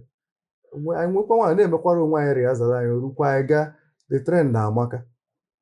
So this teaches us that the real way to go is to do something that is enduring. Mee ihe ya atọ atọ. What you are doing with Gbam will not Gbam. Because BBC Igbo interviewed me sometime in 2017 or 2018, and the documentary went viral. Bata University, for the now, same congratulations, like older people. I was happy and I was smiling, but one side of me was a little bit disappointed because I believe in my country. I believe in Igbo culture and I believe in Nigeria. Why is it not a Nigerian media that did that thing? I had that silently in my mind. I was happy that I went global, but then why is it not an Igbo media? Also, hotel kaide mwero. Hotel. So that is why it's brilliant that you have Gbam. So I know kandi Igbo ya na akọ kai. And they culture the thing or gakwa global. Ufu global ahụ ya aga. Ufu global. With BBC or CNN. Yes. So when the nkaji kwadote, whenever CNN is ready, whenever BBC is ready, it will come to you. So what you are doing also is what will also create the next Mike Ejaya. Because we need the structures, the media, the record labels, the artists who are willing to do something original. Once these structures come together, Monito na-arụ hotel, na-arụ mansion na village, ihe nọta village, kpọtazie onye na-egbu ọjọọ na-egbu the thing. Anyị na-asị anọ, anyị na ọjị a enye biya, ọ na-anwa na-ata anụ, emechaa na. It's like every vendor, emesịa ịmalụ ife anyị ga-emechi, that's emesịa ịmalụ. No, we have to be intentional people. So ihe a na-aga na school na-akpọrọ ụmụazị egwu Mike Ejaya na-akụzi ya, iru asịghị na ha mụọ Mike Ejaya, mana some of them ma Beyonce. Ị gaa na village, I got residence in Isiokpo in a program. Ejo ụmụazị nọ n'Isiokpo. Ha ma na-ele iche ndụ, ha ma oke ke ma ọ na-ele iche ndụ, emu egwu a na-akpọ ọdịnihu chazụ n'elu ya degege ụdalesa ha ma ya, ha amaghị ọmalugo, ha amaghị uriọm. Gịnị ka unu na-ama? Ị kpọziere ha some Afrobeat song, ịfụ na ha mụ ya. ịkpọ American artist ịfụ na ha mụ ya mara egwu ya. So ka isi nọrụbeghị, onweghị ihe ịmụ about yourself, onweghị ihe ịmụ about egwu your own, gị mara ihe dị outside. Onyanwụ na ọ ya kwara ya aka njọ echi if we don't continue what we're doing, if we don't build the structures. So onwe ndị dị ka Mike Ejeagha nọ, mana ọ dị ihe anyị na-emekwa anyụkọ mamịrị ọnụ ọgba ọfụfụ ka ha need ka ha wee chake. Daalụ ịghọta ihe na-ekwu. Enidi m because enwe ife ikwu maka mmadụ ịkwanyere ogo azụ onye na-afụ ọja. Ịwọcha ifu na they have commodified the whole craft. You know, ha na-ejizi ọja akwụgharị even mana Anambra Ọka agụ erika etego. So some people are not after ndị na-egbu ọja as beggars, as people that are enwede ndị bụ na a na-abụ ego ha esekpuru anị n'afọ ya bụ ọja ka e wee bụọ ha ego. All those things osụcha na ihe a na-eme ka ọ bụ so na ndị esi nọ amateurish musician and then they are welcome. They are welcome. Ịma ihe iwu onye Igbo nji tọọ m ụtọ, Igbo is inclusive. Ha nọrọ ha gbuwe mana ọwụghị awụ ọja. Ọsọkwa ha nwụ na igbu gị for 50 years mana iji ụdị ha ka ije ugbu opi na-eficha imi. O nwere vidio ebe m gburu Peter Edochie ọja went viral. Ọja aha ruru 2 minutes mana ọtụtụ ndị mmadụ hapụcha the whole 2 minutes wee jee na 1000 Peter Edochie nye m nọ wee gaa agwụ. O nwere ike onye m 200. In fact, onye m 500 na abụ. Ọ dị symbolic. Ịbọ na ịbọ na-akwụ n'afa. You know, ife kwulu ife akwụdebie 500 na abụ. You know, ngwere ya ne ya anya tinye mụnwa jikwa ihe mmeji kenia. It was a blessing meeting him. So oji ha ofewe m ego ka nje tụtụbi onye emie n'aka and o gere ọja na-egbu gosi na onye Igbo. O gere ege kpọọ ya. Inwe ike gị chicha ọja mesị m na-abịa kene. Ihe anyị na-eme esi n'inwe academy. That academy needs to be endowed. In a year, Odo Academy a nwee ike nwete as much as 50 million naira. Yes. Endowment. Ijizi na-eme projects. Na-train ụmụazị different places and then provide ha instrument. Ka ori na anụ. Yes. Ka ori na aka kidnapping na. Yes. Maka na ọfịa enyere anyị amaghị ha iji eme. Ọnya ka ejizi kidnap mmadụ. Maka ọ na-ama ha ya eji ọfịa eme. Ihe inwe ike a whole large expanse of land erunyecha art retreat centers na ya. Artists are na-abịa na from all over the world. Ọ na-anya amaghị ha iji Igbo eme ka iji dị stagnated. Some of the crimes na-eme n'ala Igbo, as far as I'm concerned, my own personal interpretation of it is that we are not moving. So the mmiri adọrọgo ofu ebe na dị stagnant and all. Ọ Igbo wu ngene. Anyị gbọrọchakwa ngene ọkwa ngene aka ihe kwuru nwụọ. So we have to make way for the water to flow. Ka anyị dị fresh. So ndị a na-ayọ ayịyọ ọnya ka m ji egbusi ọja m ike ka ha na-afụkwa hei na o nwekwa ike. Na onwe nwatakịrị nke m na-agwa afọ m ya n'Enugu. Ọzọ were ọja bịa nwa na mma egbu ọja. O tukete m afa tukete m si m ha na-akwa m agbakakwa. Ọnọkete wepụta dị ọja. Nsị anyị na-egbu ọja gbuo ọnụ ka nnụ nna ọ na-egbu nne gie. Ngecha ya nye ego nsị ajisikwa ike. Mgbe m na-emeghezi akpa inye ego ọfụ ọja juu na akpa m. Nsị a na mụnwa na-egbukwa ọja. Nsị a na ihe agbakwa mbụ ka ihe na-agụ. Sị na ọgwa m skuul ọ nọ nsị a na ihe agụchakwa ya. O nna na ihe a na-egbu ọja gụchaa ya maka na m na-egbu ọja bụrụ onye nkụzi. M na-egbu ọja kụzie na University Nigeria kụzikwa na University obodo oyibo Ivy League College. You know, it was Professor Laura McPherson that invited me to the United States. You know, so it's there. Sị na ihe eme nwunye o nna no ihe iji ọja eme no ya wụ Igbo.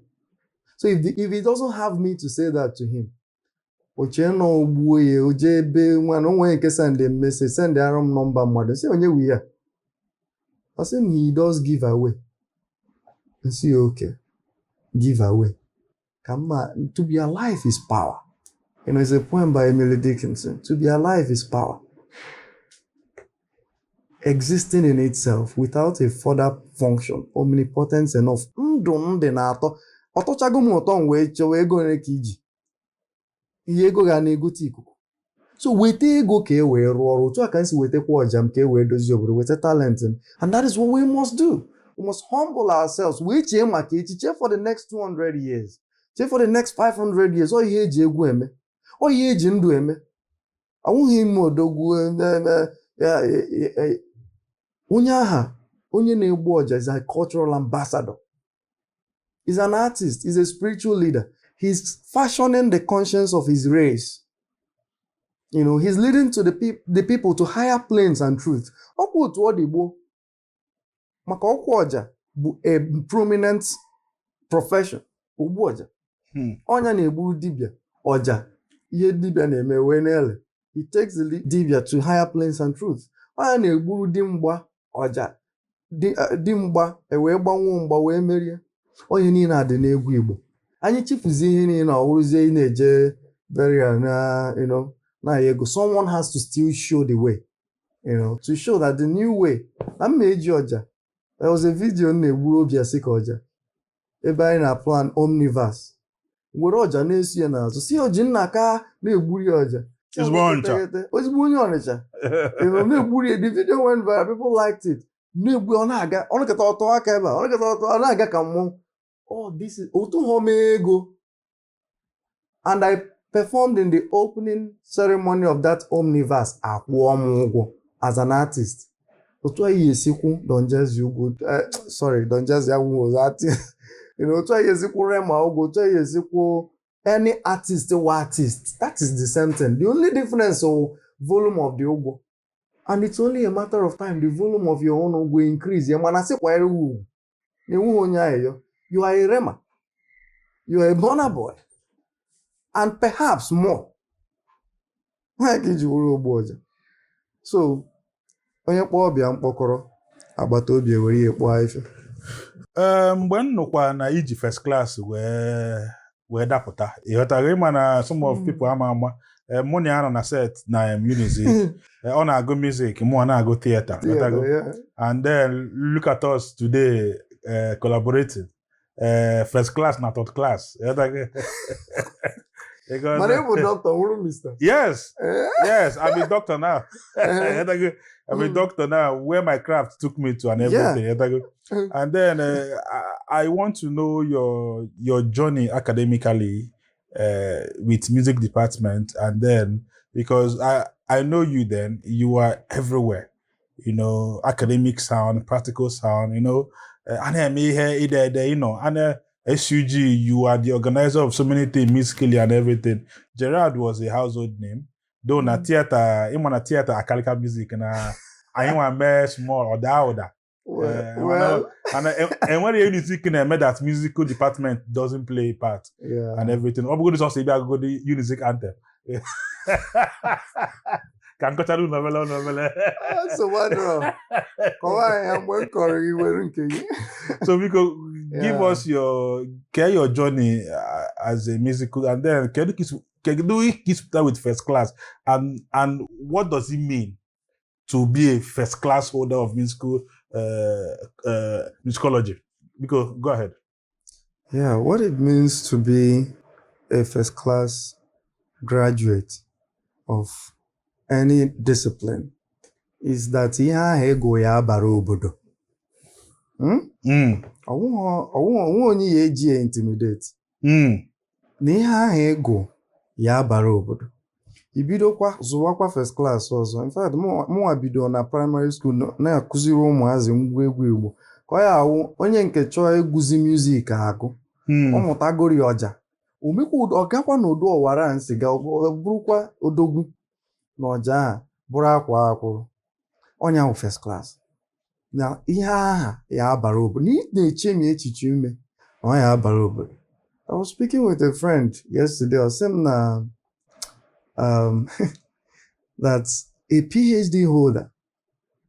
And we had on that, but I said, so what? This is a PhD holder. So, and he's supposed to be influencing the society. He said, Gerald, I never thought of it.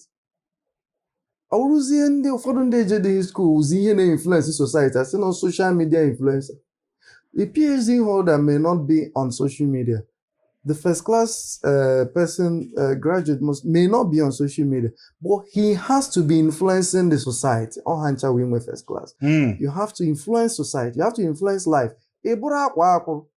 Onye ọ na-aga side a, ị nọrọ ebe ị nọ na-ekwu ihe ị na-ekwu. Maka na nkwụ na-atụ ngenge. Arọkwuru arọ ọnọ ya. Na-atụ, ọ na-akwụsị akwụsị. You know. So, Ebu first class is also inwe respect for talent. You know why? I never understand it when whether you're a professor or anybody and you sound like I think at a point it looked like nobody could make first class in theater. You sound like Neyemarugie. And then no, Ibu first class being only pass through rigor. So if onye maku ogene ena admire, because he pass go through a lot of rigor. So if every effort ona togo he checking the effort, you know, that effort is spread, you know, he now for me first class. Onye onwe here, you know, so it's not anything I have ever used. Another person has to say it. You know, I was talking of first class. I won a national prize at Muzon. Christopher Collade Prize for Music Excellence in 2015. At the reception, it was reported across Nigerian media, Guardian, This Day, and all. At the reception, we had Dangote, Jim Ovia, Tedola in attendance. We were 5 winners. 4 were Yoruba. I was the only Igbo person who won. And each of us won 250,000 naira. And as I'm saying this, I'm becoming emotional. I'm tearing. Because Christopher Collade that night said, some Nigerians are real Nigerians. He said that the reason why he's given this prize is that there is so much talent in the country and that this talent needs to be encouraged. That was when Yahoo Kabido to Rofun and Unizik. Wow, Lexus Kana, I don't mean in the university, I mean like students around and all started metum now hustle Lexus. I've trekked from Holy Family to government house side to give music lesson. So when I received that prize and when I listened to Christopher Collade, what I heard him say to me, we will continue to intervene and support you. Do not stop. Do not stop. And after receiving that prize, I graduated. I received it in final year. I graduated and then made first class. All these things, only might keep them low key. Because they were, to an extent, accidents. You know, that's all die. I want to watch na invest in him to one your business. More try manufacture result to months go where but to ka gbasa inwe ike imecha ya jụọ onye enwe first class ka ezo ihe enwe mmiri ihe na-eme na-aga. You know, so the real thing for me is to do the work. And I celebrate my teachers. They all contributed to who I am today.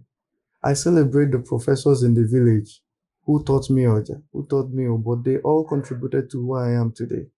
And first class also means Ichoku Academy, creating a structure people receive so that you don't ever die. They immortalized. Who are the professors in the village that you are celebrating so that others will get the message well? because I get it, but I don't think others will understand. For me, can one the professor be a village, can they about village professors? I am talking about Manjo, Chuku Manjo, Umuchu by Kuzire Moja. He's a blind man. Also, ndị Igbo nwe their own education system. Anyị zuru oke. Ije nwuzi akwụkwọ ọ dị mma. Iwerukwu ya tinye maka onwe ndị jecha akwụkwọ jefuo uche. I'm talking about ụzọ mmiri. onye akpụ, blind man who taught me Oja. I'm talking about Emenike. Onye Achina, who taught me Oja. I'm talking about Nicholas Ezenwaka. Onye Oga, who taught me Oja. I'm talking about Emmanuel Nwankwo Onyeri, who taught me Obo. You know?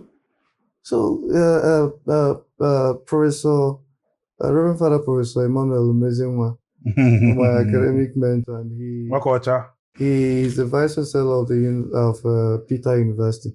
He was my supervisor. He was the one who asked me to write on Oja. And, you know, Bidonoge, I go see no way. That's where the value is. I go to these men in the village, meet them. So if we see kapano meye, that's and the way you will know onye akwadoro ofuma bo, ana akwado ihe niile ona ewepụta echiche ilulo ya abala obodo.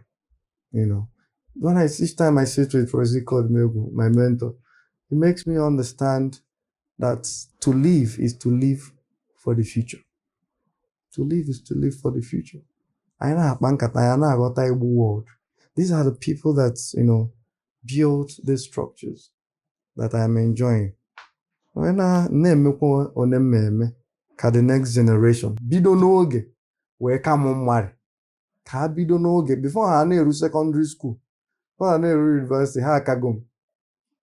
One of my students, Oluoma Chukwudumegwu, na-akpọ ụbọ, na-egbu ọja, na-akpọ guitar, na-akpọ piano.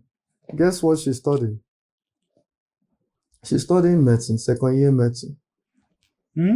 Yes. And she started training under me from when she was 8. That's 11 years ago. So, Obohota can be done. Mana, ihe meji he wepụta ihe na-emeri nne na social media o. Mgbe anyị ebido maybe congratulations. Ọha chọọ ka ị bịa ebe a. You might disrupt the flow.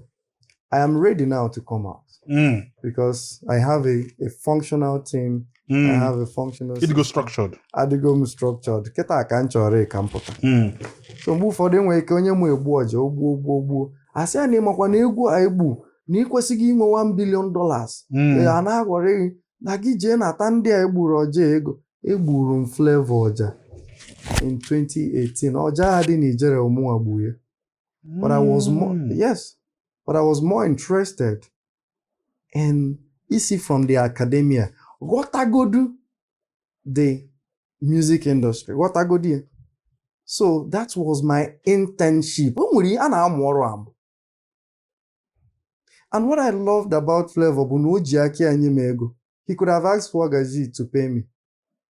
Me after Kambucha or Jana Bania, also bomb na phone, same na Flavor, you know, need here. Z, swag back. Yeah. Mbucha or Jana. Flavor says sim cherry. Mecha mom here by me. Mecha and chickity or Jiraki apota. Someone named Jessica. Oh, that touched me. Maka umonye kwa homu gunye mego. Mike ya hafu mozo. You know, I'm an also. Naria egonyem, I wouldn't call the amount. Naria egonyem. Tinye na, and I left with pride.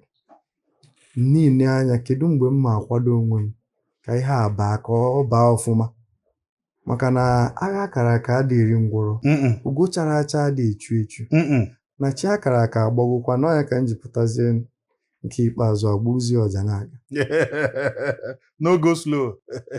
Iwe ike ịkọwala anyị do you think na isi na ihe a ikwulie na ọbụrụ ihe ịgụ na school ka ị na-eme ihe a no DNA no ihe dị na agbụrụ ịghọtago would you encourage onye nwe talent to go and study something that has to do with that talent? For example, now you na you want tomorrow ka lawyers na-egbu ọja, doctors na-egbu ọja and everything. Somebody like me met theater now. Ana m eme comedy in Onitsha back 2007, 2008. Hype Onitsha, lesson centers. I've been doing comedy before I now entered the university to study theater arts. Would you encourage mmadụ nwe talent for music, ijegu music? Mmadụ nwe talent for comedy, ijegu comedy? Mmadụ nwe talent for ijegu ọja? Would you encourage that? Or or something if it can talent be studied? Just go ahead and clear us on that. I will encourage you to develop an academy where people can come and do a 6 weeks training, a 1 month training, a 1 year training to do content creating like you're doing, to do stand-up comedy like you're doing. That is the way forward in education. In a job, will I encourage the person? I encourage go to game. Me as a person? Yes, you take your for granted. What you are doing is a whole real institution. So I'm encouraging you first to create a system. I have study in Mother run academy 6 weeks, 6 months, 1 year. In a center that can train people in the art. Think of it. So that is what we need. University. The university ocean. JD afu. JD na school abrokwa scam, because like I said earlier, as much as I was greeting the professors in the village, this men and women too. There was this wonderful woman, Louisa Ibuabuchi, people like that. As much as I celebrate them, I also celebrate the teachers who taught me in the university, because they gave me the much they had. And they do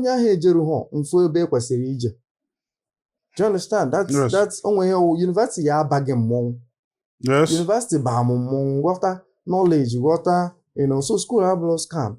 When they na batana the place full, I agree. my talent, I agree. They carry the way.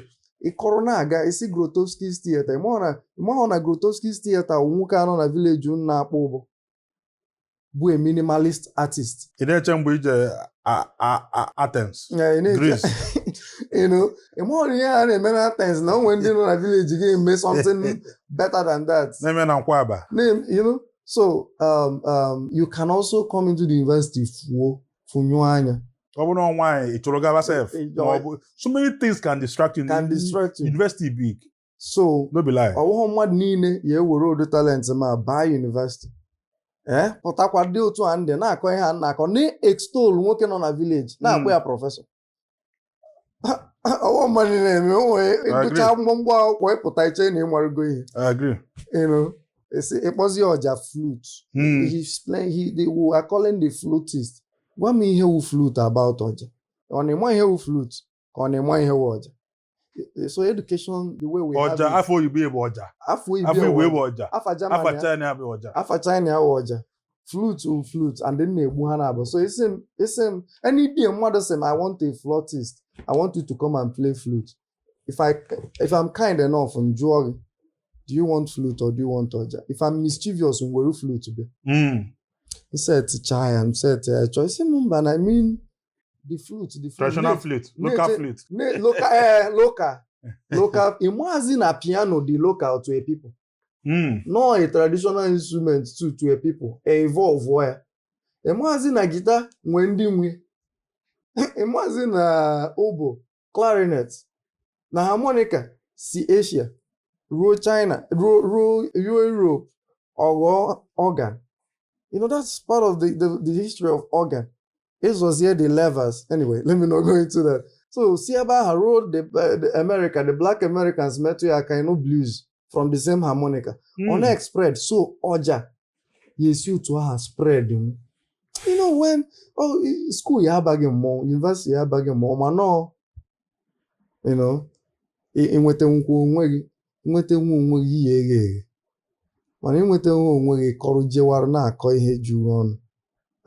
so what I would say is for those young people, they need more of an academy. They must not even, go through the system. I summarize take here to where they need to be and collaborate with the Ministry of Education. Because each change curriculum university and road next 20 years, I can't a couple of years. So the challenge is for you and I. Yes. Came my way and that's why we're here collaborating. You see, we collaborated when you went for SUG DOS. wee dadawanya. Don't remind me of my days in Egypt. So si na-ewute wụ na ọmụ agburu ọja were kpọta ndị ogene. I had an Don't you lie. You tried for me that time. I soro gị n'azụ a na-akụrụ gị egwu amakwa na ị ada mana ndị osochi egwu. Bad friend. No, I believe in vision. Yes. In vision, the crazy enough to dream. I support. I also know I will fail anyway, but I wanted to make a mark, because I was swimming against the tide. Against the tide, seeing you do it. Yes. Who was very popular then. Yes. So now that experience of SUG, blah blah blah, iPhone. That's It made my name a household name in Unizik. I lost the battle, but I won the war. Yeah. I lost the battle, but I won the war. I became one of the biggest MCs then in Unizik. And then this is me saying thank you for accompanying a failure.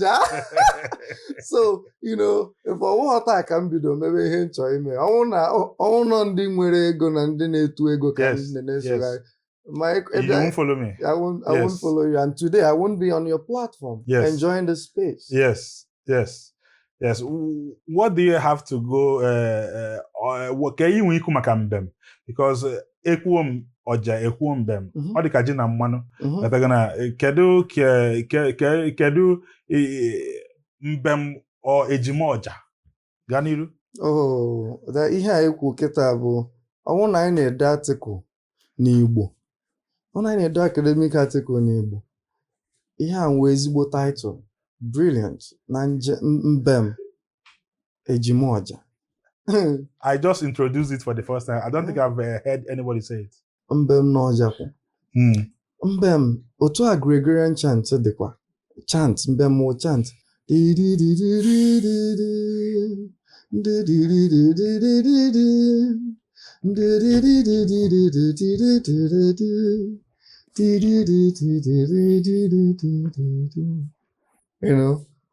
Otu aka mgbe m dị ọ ga ọgbatu ọ ga ọgbatu n'ọrụ m n'omume mma ọ dịka ọ dị m na-egwu bịa gele egwu nachi egwu elu otu aka ọ dịkwa n'ọja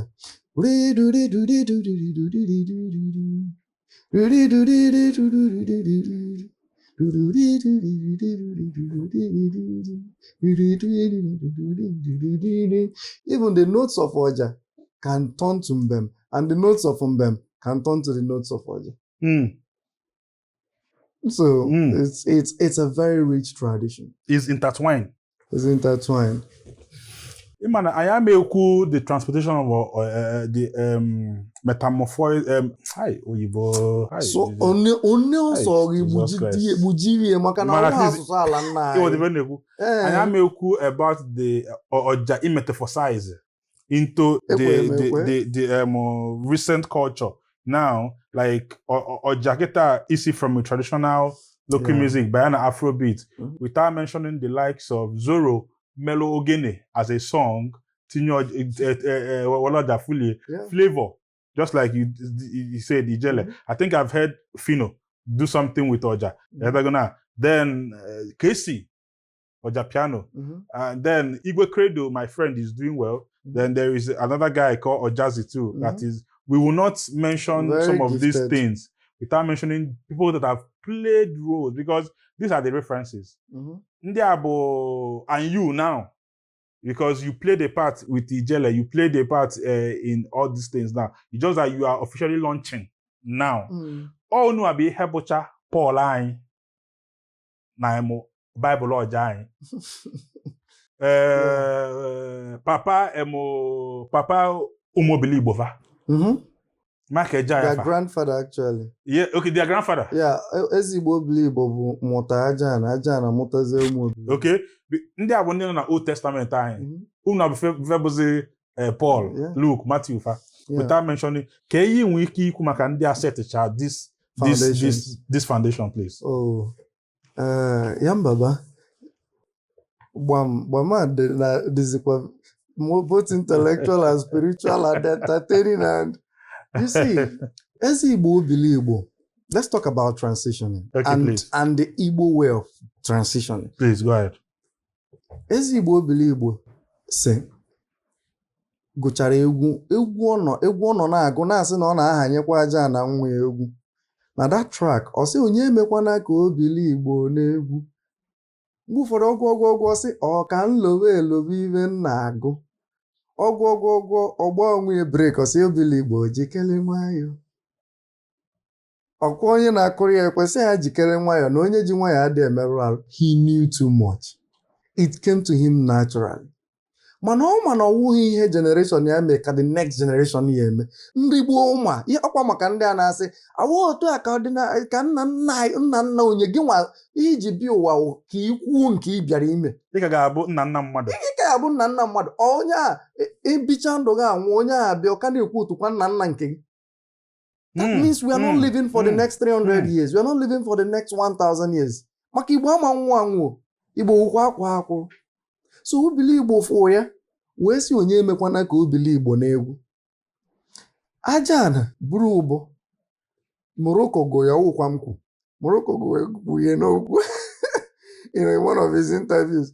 Ọ sị na Ajana burukwa n'ụba chọọ ịkpọ egwu obili Igbo. O kweghị ọkpụkpọ. But I won't think of it no kweghị ọkpụkpọ. Music probably was not even his calling. Onwe ihe ndị ọzọ ome succeed. Yes. But then, the fact na ọ bịakwa egwu dị egwu kpọkwa ya ka obili Igbo si kpọọ ya is a challenge. Kedu ndị succeed? Ụmụ obili Igbo bịa baa studio kwọrọ onwe ha egwu with ma gita ma ihe na-adị na ya. Olisa gozie ụmụnne m ụlọ m ọba. Ọ ha nwagọta ihe grandfather ha. Ọzọ na-akụ nwafọ. Yes, onye emekwana ka obili Igbo na-egwu. That means ọwụ ha every time ị na-egbu ọja ka esi mgbe gboo egburie dibịa egburie nke egburie. Yes, who is the dibia of your time? Mgbe ahụ mgbe na-eso obi asịka ọnya nwa ụdị Chief priest. The dibia of my time ọnya the visionary leader mkpụrụ ọja na-eso amamịghọta. So it is in that transition, it is in that movement into the future ka a culture na-atọ atọ. And it's very important. So talking of flavor, the foundations Harley for Igbo music, they did a great job. Ogene aha enwe na school mgbe a ịma na-akụ na Garaba Square, people are gathered and all. Fine. And see the group. That was before Zoro release. I'm going to give you 3 instances of how I felt that a trend was coming. Before Zoro release Ogene. And see how I J studio. Ka I record Ogene and ka I express na hip hop. We never went to that studio. I called Bago, or they call some no na agota the thing mba. But I'll go to Nigeria and you the structure to push the music, right? No, one day I was on no. I not for no again. You know what I mean? God. I was like, brilliant. I wouldn't have even done it that way, but I knew that it was time for such a thing. Brilliant work. Then Ijere, fortunately, I was the artist that was in the Bunyo Janya. Nge eji moja, ejuzu moja, 7 that day, nche wagaji sim, oje mweku keen, say no never, he was very keen. Very deep guy, pay attention to him, make it until nweta ọja ya aba. Egbu m 2 different ọja, nke m gbu na mbido, ihe mbara ọja ha wu nneọma. Then mgbuzie this chioma at a later part of the song. So all these transitions, and these are things we need to document, both in stories, in Gbam, podcasts, in ka onye na-eto marụ ka ife si ebido. Ọ bụrụ ịdapụta one day egbu ofu ọja, ọ gagodu global, ọ gagodu viral. Ọkwa gị gbugbo nke ize agbukwa ọzọ ya aga. But learn the ropes. Learn the ropes. And so until Casey, in 2022, you can confirm this. In 2022, I went to Freedom Park. Where Roger? No, Gerald, Freedom Park is in Lagos. Gerald, you play for us, you play Oja today. You know, we're Jaba Freedom Park. You know, Bago stage. No rehearsal. We make it go experimentation ọja. Ka m kwụcha ya with ndị nọ na village na-aga different cities na-experiment with DJ before ndị DJ akpọba ndị ọja been doing it. So DJ on that day 2022 gbanye m amapiano sound. Are you listening? I'm a piano beat. Without rehearsal, I jumped on the music. This thing got people crazy. I've never even tried it. So, Shadi Bobo, you know, there were video here. We're a video. See, Afrobeat, lele. Like, this is Afrobeat, and this is what we're talking about. And I got a standing ovation after the performance. So, Mr. Lawson, Mr. Theo Lawson, Natebu Hakan. I got to the table again. So, one man introduced himself as, hi, I can't remember his name now. And I know his name very well. I'll remember later. Introduced himself to me, and he runs a jazz music program in radio station on Lagos Talks. And that program, I was the second academic musician. The first person was Professor Christian Onyezi. I was invited to that program. I did this Oja and Amapiano again. So, and we discussed how Oja is expressing jazz. He had in John, you know, what John Coltrane did, what Louis Armstrong did with the trumpets. That level of seriousness, that level of musicianship, you know, trumpets are one instruments. And these were slaves taken to America. Yes. I mean, free men, they were not slaves. They were people taken to America and forced into slavery. You know, and they saw the trumpet, saxophone. Now had their Ojando, and they were going to have everything. Because the white man told Jonah the oboe and the drums will call down their ancestors. They were correct because drums in Africa talks, Oja talks. Anya de music you know, you don't make music in vain, and music is functional. So these guys, the John Coltrane, the Louis Armstrongs, the Miles Davis, that is the level of musicianship I'm expressing with the actual instrument. When you're listening to John Coltrane on the trumpets, as far as I'm concerned. When you listen to, in fact, it's track Africa, when we are about Africa. When you listen to Louis Armstrong, listen to Little Walter and the Blues Harmonica. That was the conversation we were having in that radio station. What happened? I did the Ojandama piano too. People were calling in, talking, commenting, and all. 2023, all this happened in Lagos, right? From Freedom Park, the show, I went to the jazz program in Lagos Talks. This was December 2022. And the program was recorded, so the record is still there. 2023, I traveled to America to, you know, deliver a lecture at Dartmouth College. On my way back, I, you know, got this vibe. Oja and Amapiano would be a good blend. I arrived in Nigeria. By then, I wasn't signed to record label yet. I was signed to record label down October. So I got back around April or so, April or May. Now I got my producer. Okay, let's do an Ojanda piano. I feel it's coming. I feel like this is the new sound. I woke up one morning and I heard.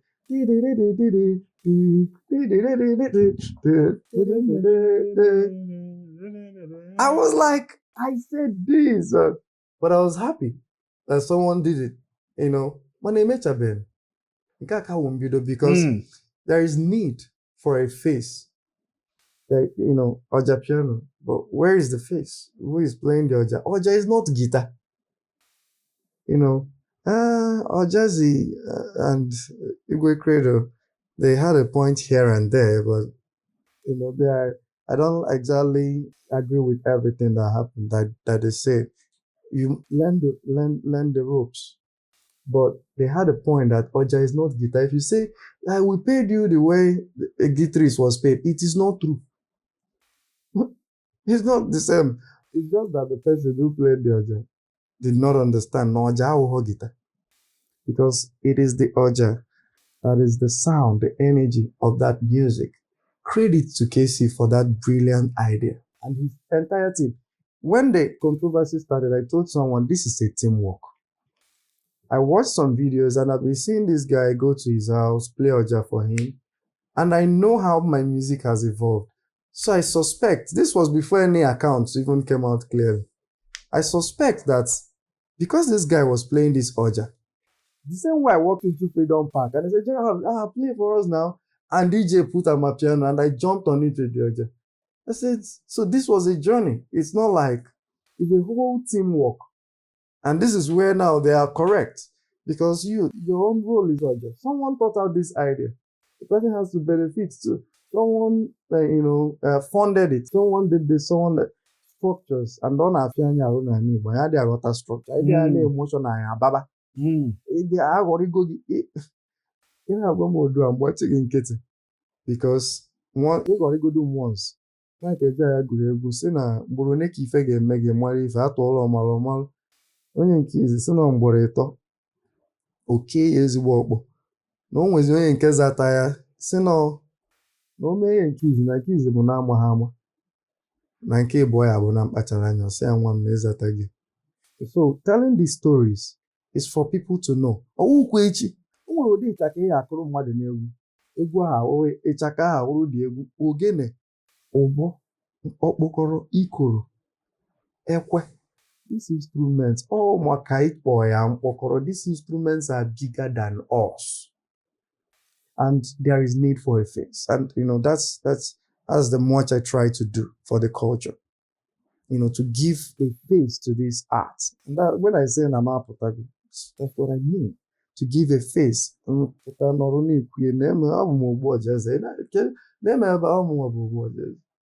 Before me nachiga na study kwa. So it's been a tradition, and credit to all these guys. Credit to Fino. Credit to Christians and Ibokwe. As far back as yes. Yes. Yes. You will hear yes.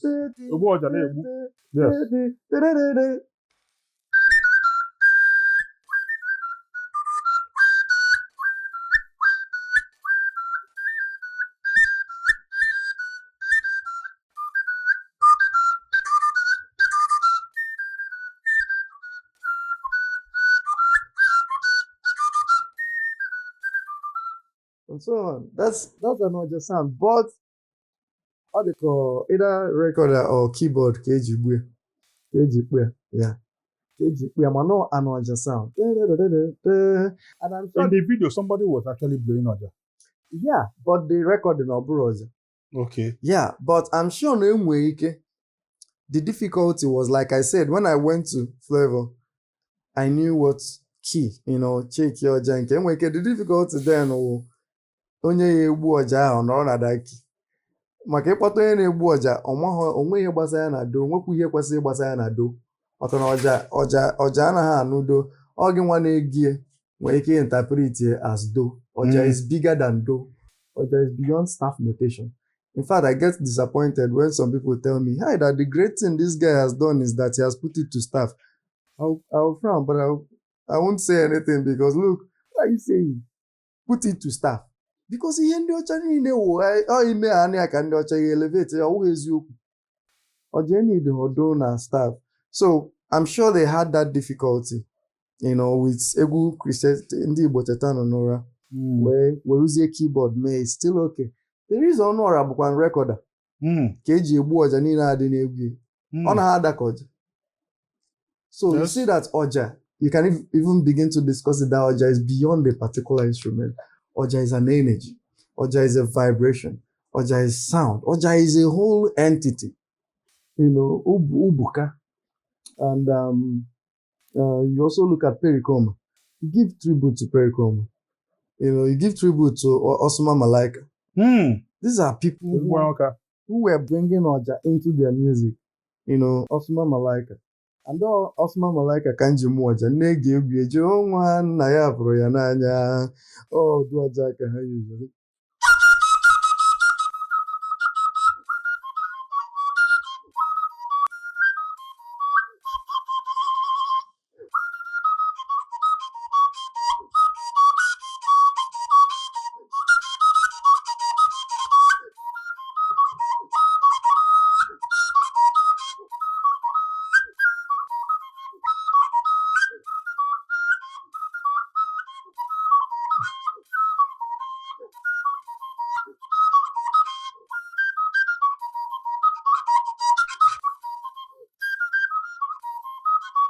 You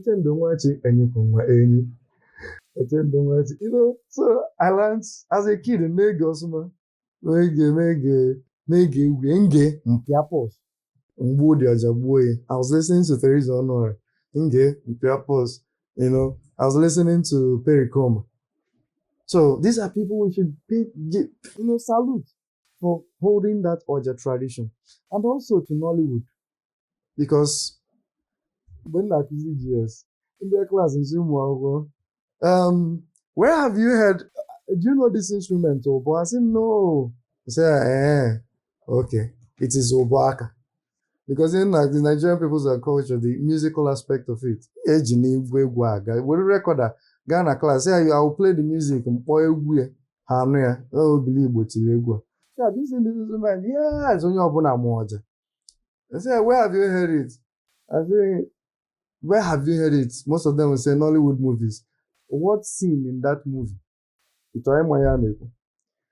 When Mama Emeka is about to poison Mama Nkechi, or I say, when the Igwe has died, I say, when people are going to the evil, they have to send someone to the evil forest. Completely negative things. I agree at church, but that's the reality. But at least Nollywood did something. It wasn't only negative, but Oja became the sound of epic movies. And a lot of epic movies, I Evil Forest. Mama Emeka Yetinye Nobu, which was not always what happened in the traditional Igbo culture, but so credit to Nollywood. But then the creative interpretation, Gazi beyond the whole negative, special kudos to Casey and Ojazi.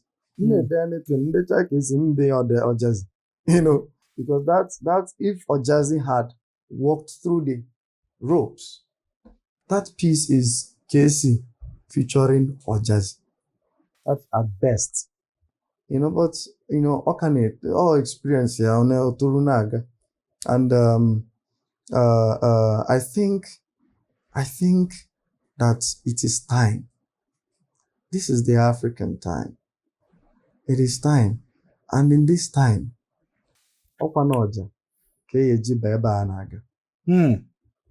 Ọkwa na-egwu ya na-akpalite mmụọ ka ya na-agụzikwanụ. Anyị agbagokwanụ bọmbọm, shake bọmbọm, I want to blow, I get money, I want to smoke Igbo. Anyị agụgokwanụ ya na ọ dị mma. Anyị atọwụrụ ụmụazị. We are a serious race. Let's take our life seriously. Ife dị n'iru ebuka. Ka anyị ghara ije na ngọzi Chineke debere anyị n'iru jee na ya ka ndị bịara igwu egwu. Let's go to these things as serious people. Doesn't mean we won't dance. So my interpretation, it should drop soon. My interpretation of Mike Ejaya's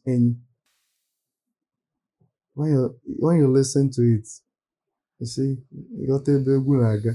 When you listen to Uchu, my track, listen to it. You got a big gunaga. So I thank Fabon Records for giving me the foundation. Kago yare gugume na zika obara obodo maka na ewu ora na-enye nri. Agụ na agụ. Agwa na agụ gị akwụkwọsị akwa afọ video post ebe ngị na Obi Kubana na amụaka, but I don't think that's a recent video. If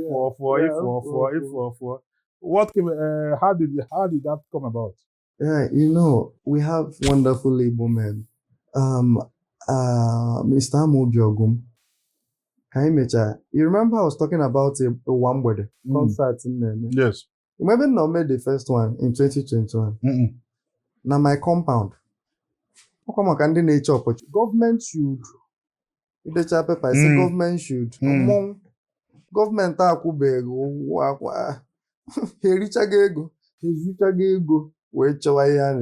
well, we should hold them accountable anyway. But I have to do something. So now the pavilion them are my compound.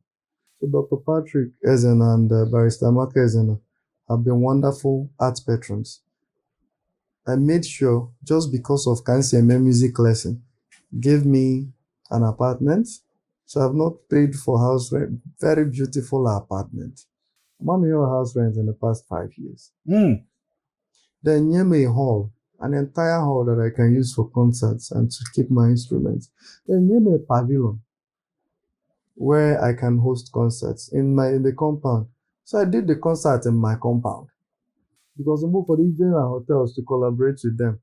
And now I gone bombo. So Patronage. so when we hold the time out, whereas they should be the one looking for you, and the EJJ waste your time. And some of them anyway. So never I kind of major concerts for one brother, and it was published in This Day by Mr. Maximo Zatu.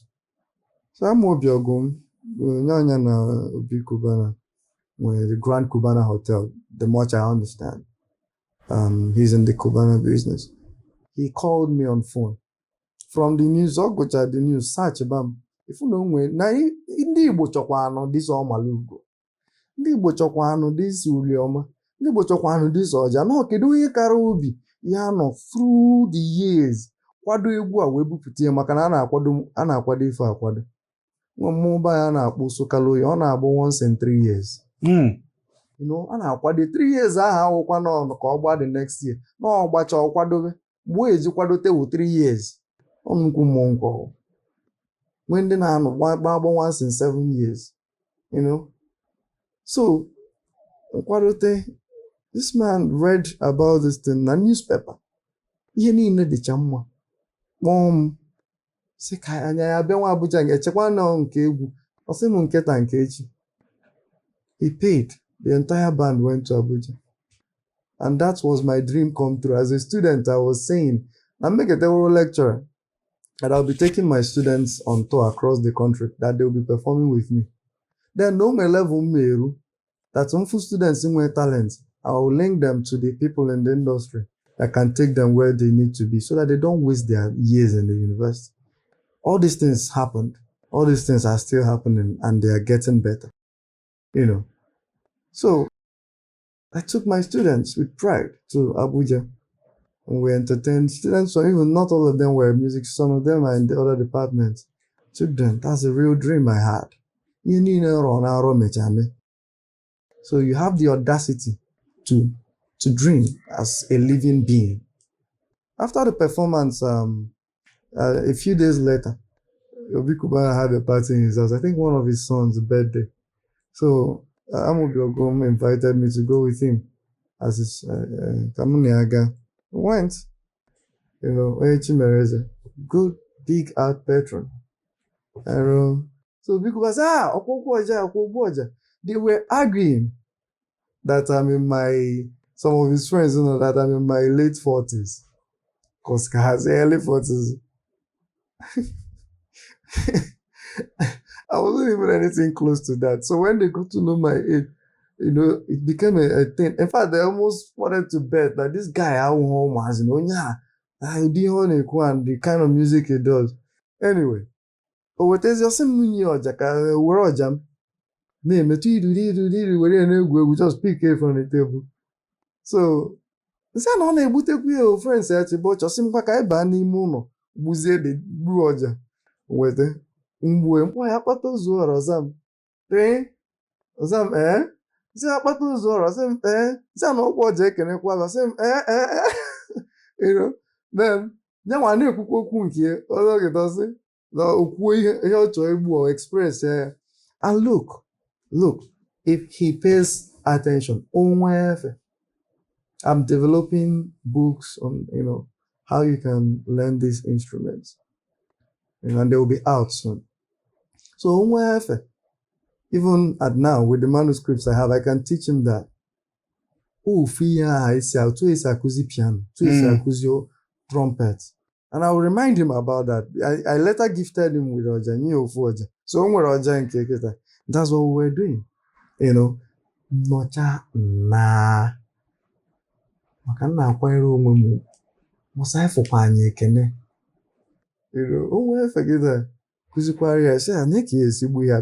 would really like him to learn it. So, ndị Igbo, anyị kpatachagodo ego, anyị adịghị echefu our culture. Igbo bụ Igbo ka anyị si eme. I be happy people. You know, in the video, this is what guy we are on a buru they happy or your friends ya church aquaka and all onya wibo or ilu igwe bụ Igbo ọ ime nwanne bụ Igbo na nke anyị na-atọrọzi onwe anyị aghọta akwanụ m na ayọ biko nwe onye anyị mejọ ka anyị benata aka n'ajọ ihe na ndị na-akụ nsị na-eme ka anyị na-eme onwe anyị obi aṅụrị maka na mmadụ na-anwụkwa na-anwụ and existence bụ gift ndụ ka akụ ewere ihe mee ezigbo ife ka ọ baa.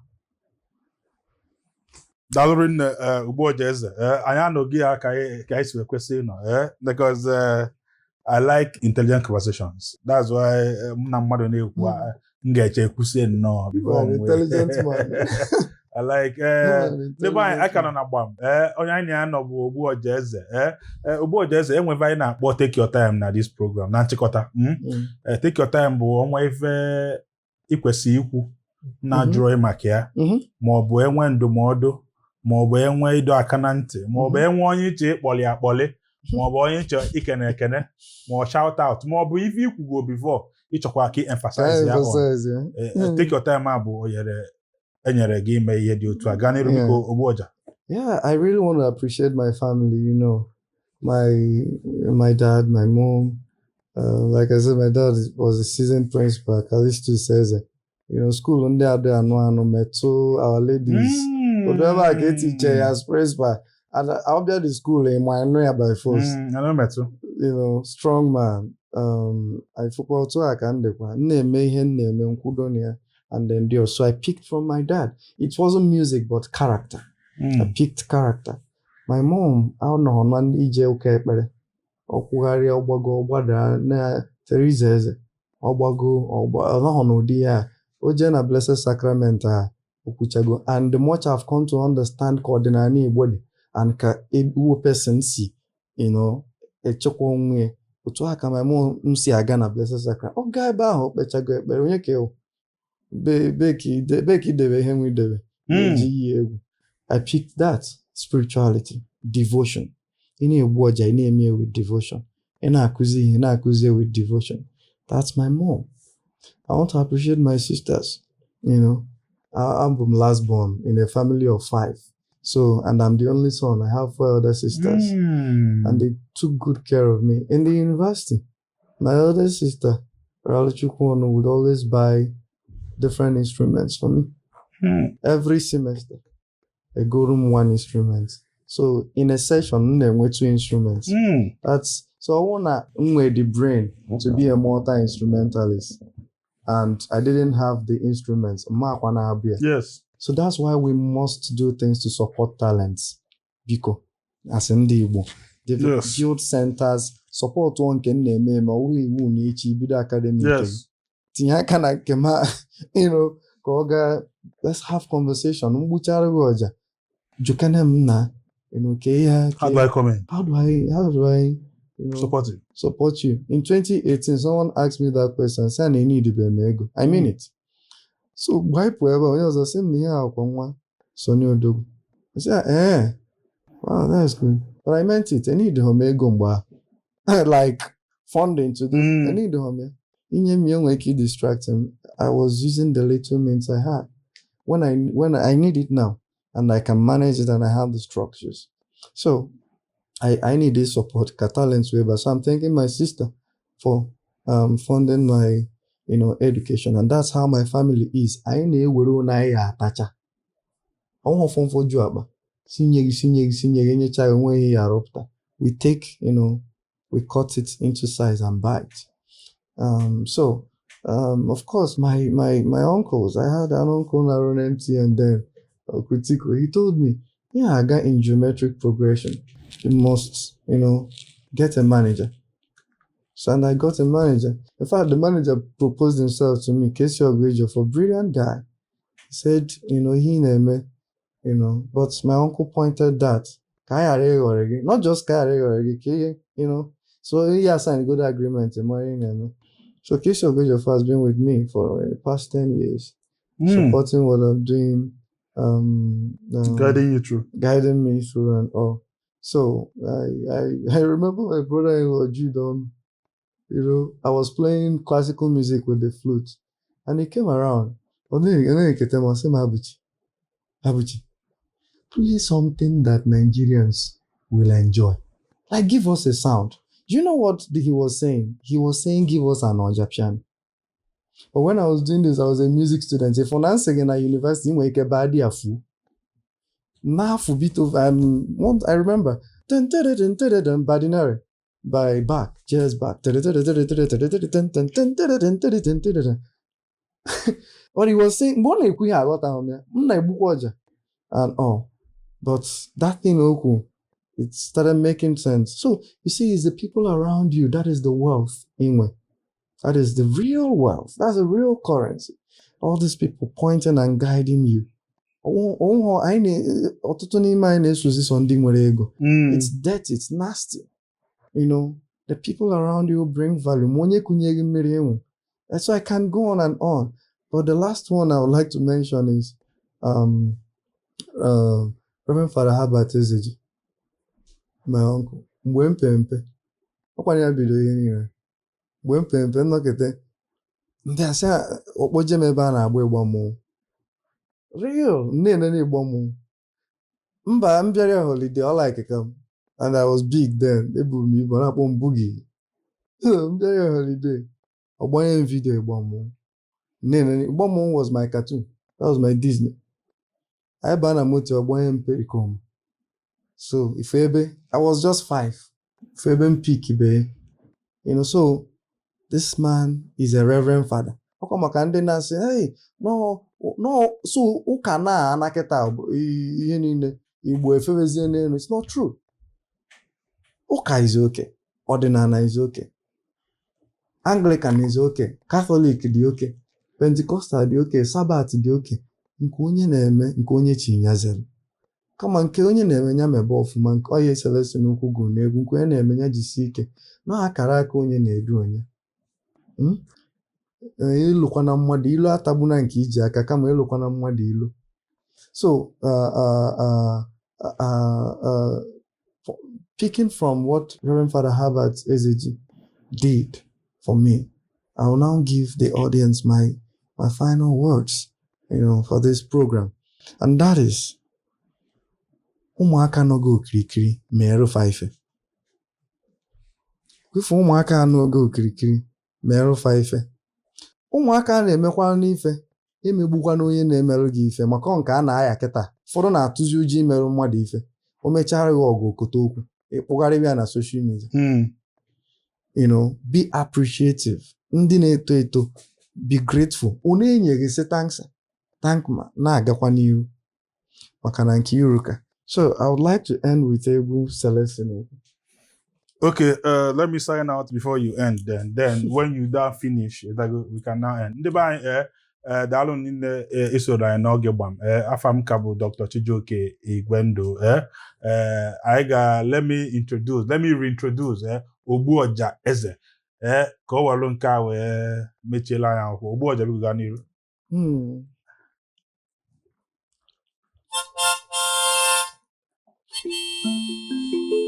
Celestine Ukwu. Yeah. Akara aka. For na na-etu n'ụba etu. Yeah. For na ihe anyị niile dị sophisticated. Yes. Good. So, akwụdosi m ike n'akara aka m Dr. Martins Ezedibia wee fụ m sign ya m na Felborn Records wee na-akwado m. So wee na-asị ụmụ Igbo fakwudosie ike n'akara aka fakwudosie ike n'ife fa na-eme na nke onye na-eme ya jisi ike.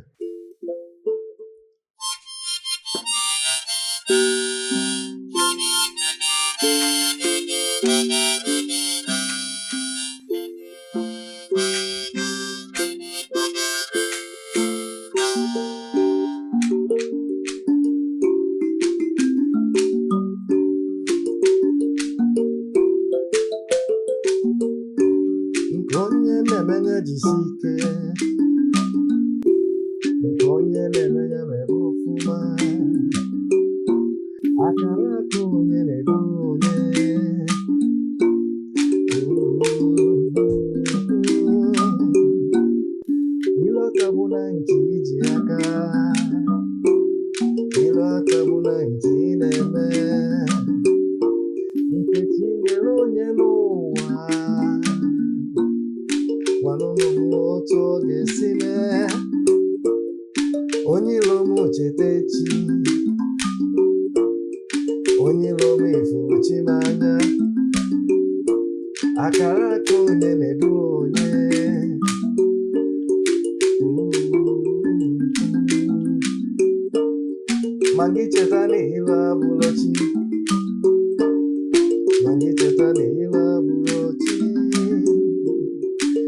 cheta n'iru abụghị chi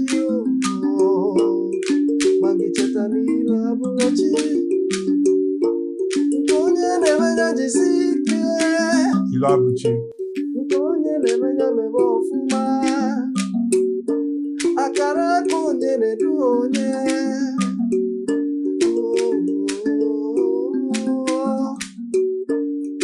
onye ilo m cheta chi onye ilo m cheta chi n'ije ụwa si na chi na akara aka si na chi na chi adịrọ n'izu agwa ebe ahụ emegide gị onwere ife ga-eme gị maka na onye buru chi ya ụzọ ọ gbagbuo onwe ya n'ọsọ galanta ya bụ chọta ife afọ iji bịa ụwa mebi emesi gị ihe ike ka ọ daa ụda maka na ife onye na-eme ka ọja na-akpọ kedu ife a ga-asị na ime n'ụwa wee na kedu ife a ga-asị na ịbụ ịgbakwa akụ nke ụwa kpaa ya were ihe megide mmadụ mkpu ga-ata akụ a mkpu ga-ata mkpụrụ obi mana iwere ihe n'ezigbo ife ọba nke onye na-eme ya jisi ike akara aka onye na-ebu onye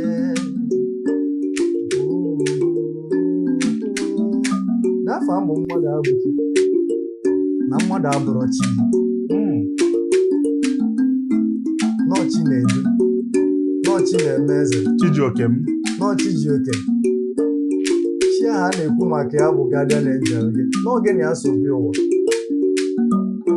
na okwu afọ ekwuru nwụọ iyi n'ọchị gị nwe ya onye ka o ji bụrụ na iburu chi bụ ụzọ ịgbagbuo onwe gị n'ọsọ ọsọ ndụ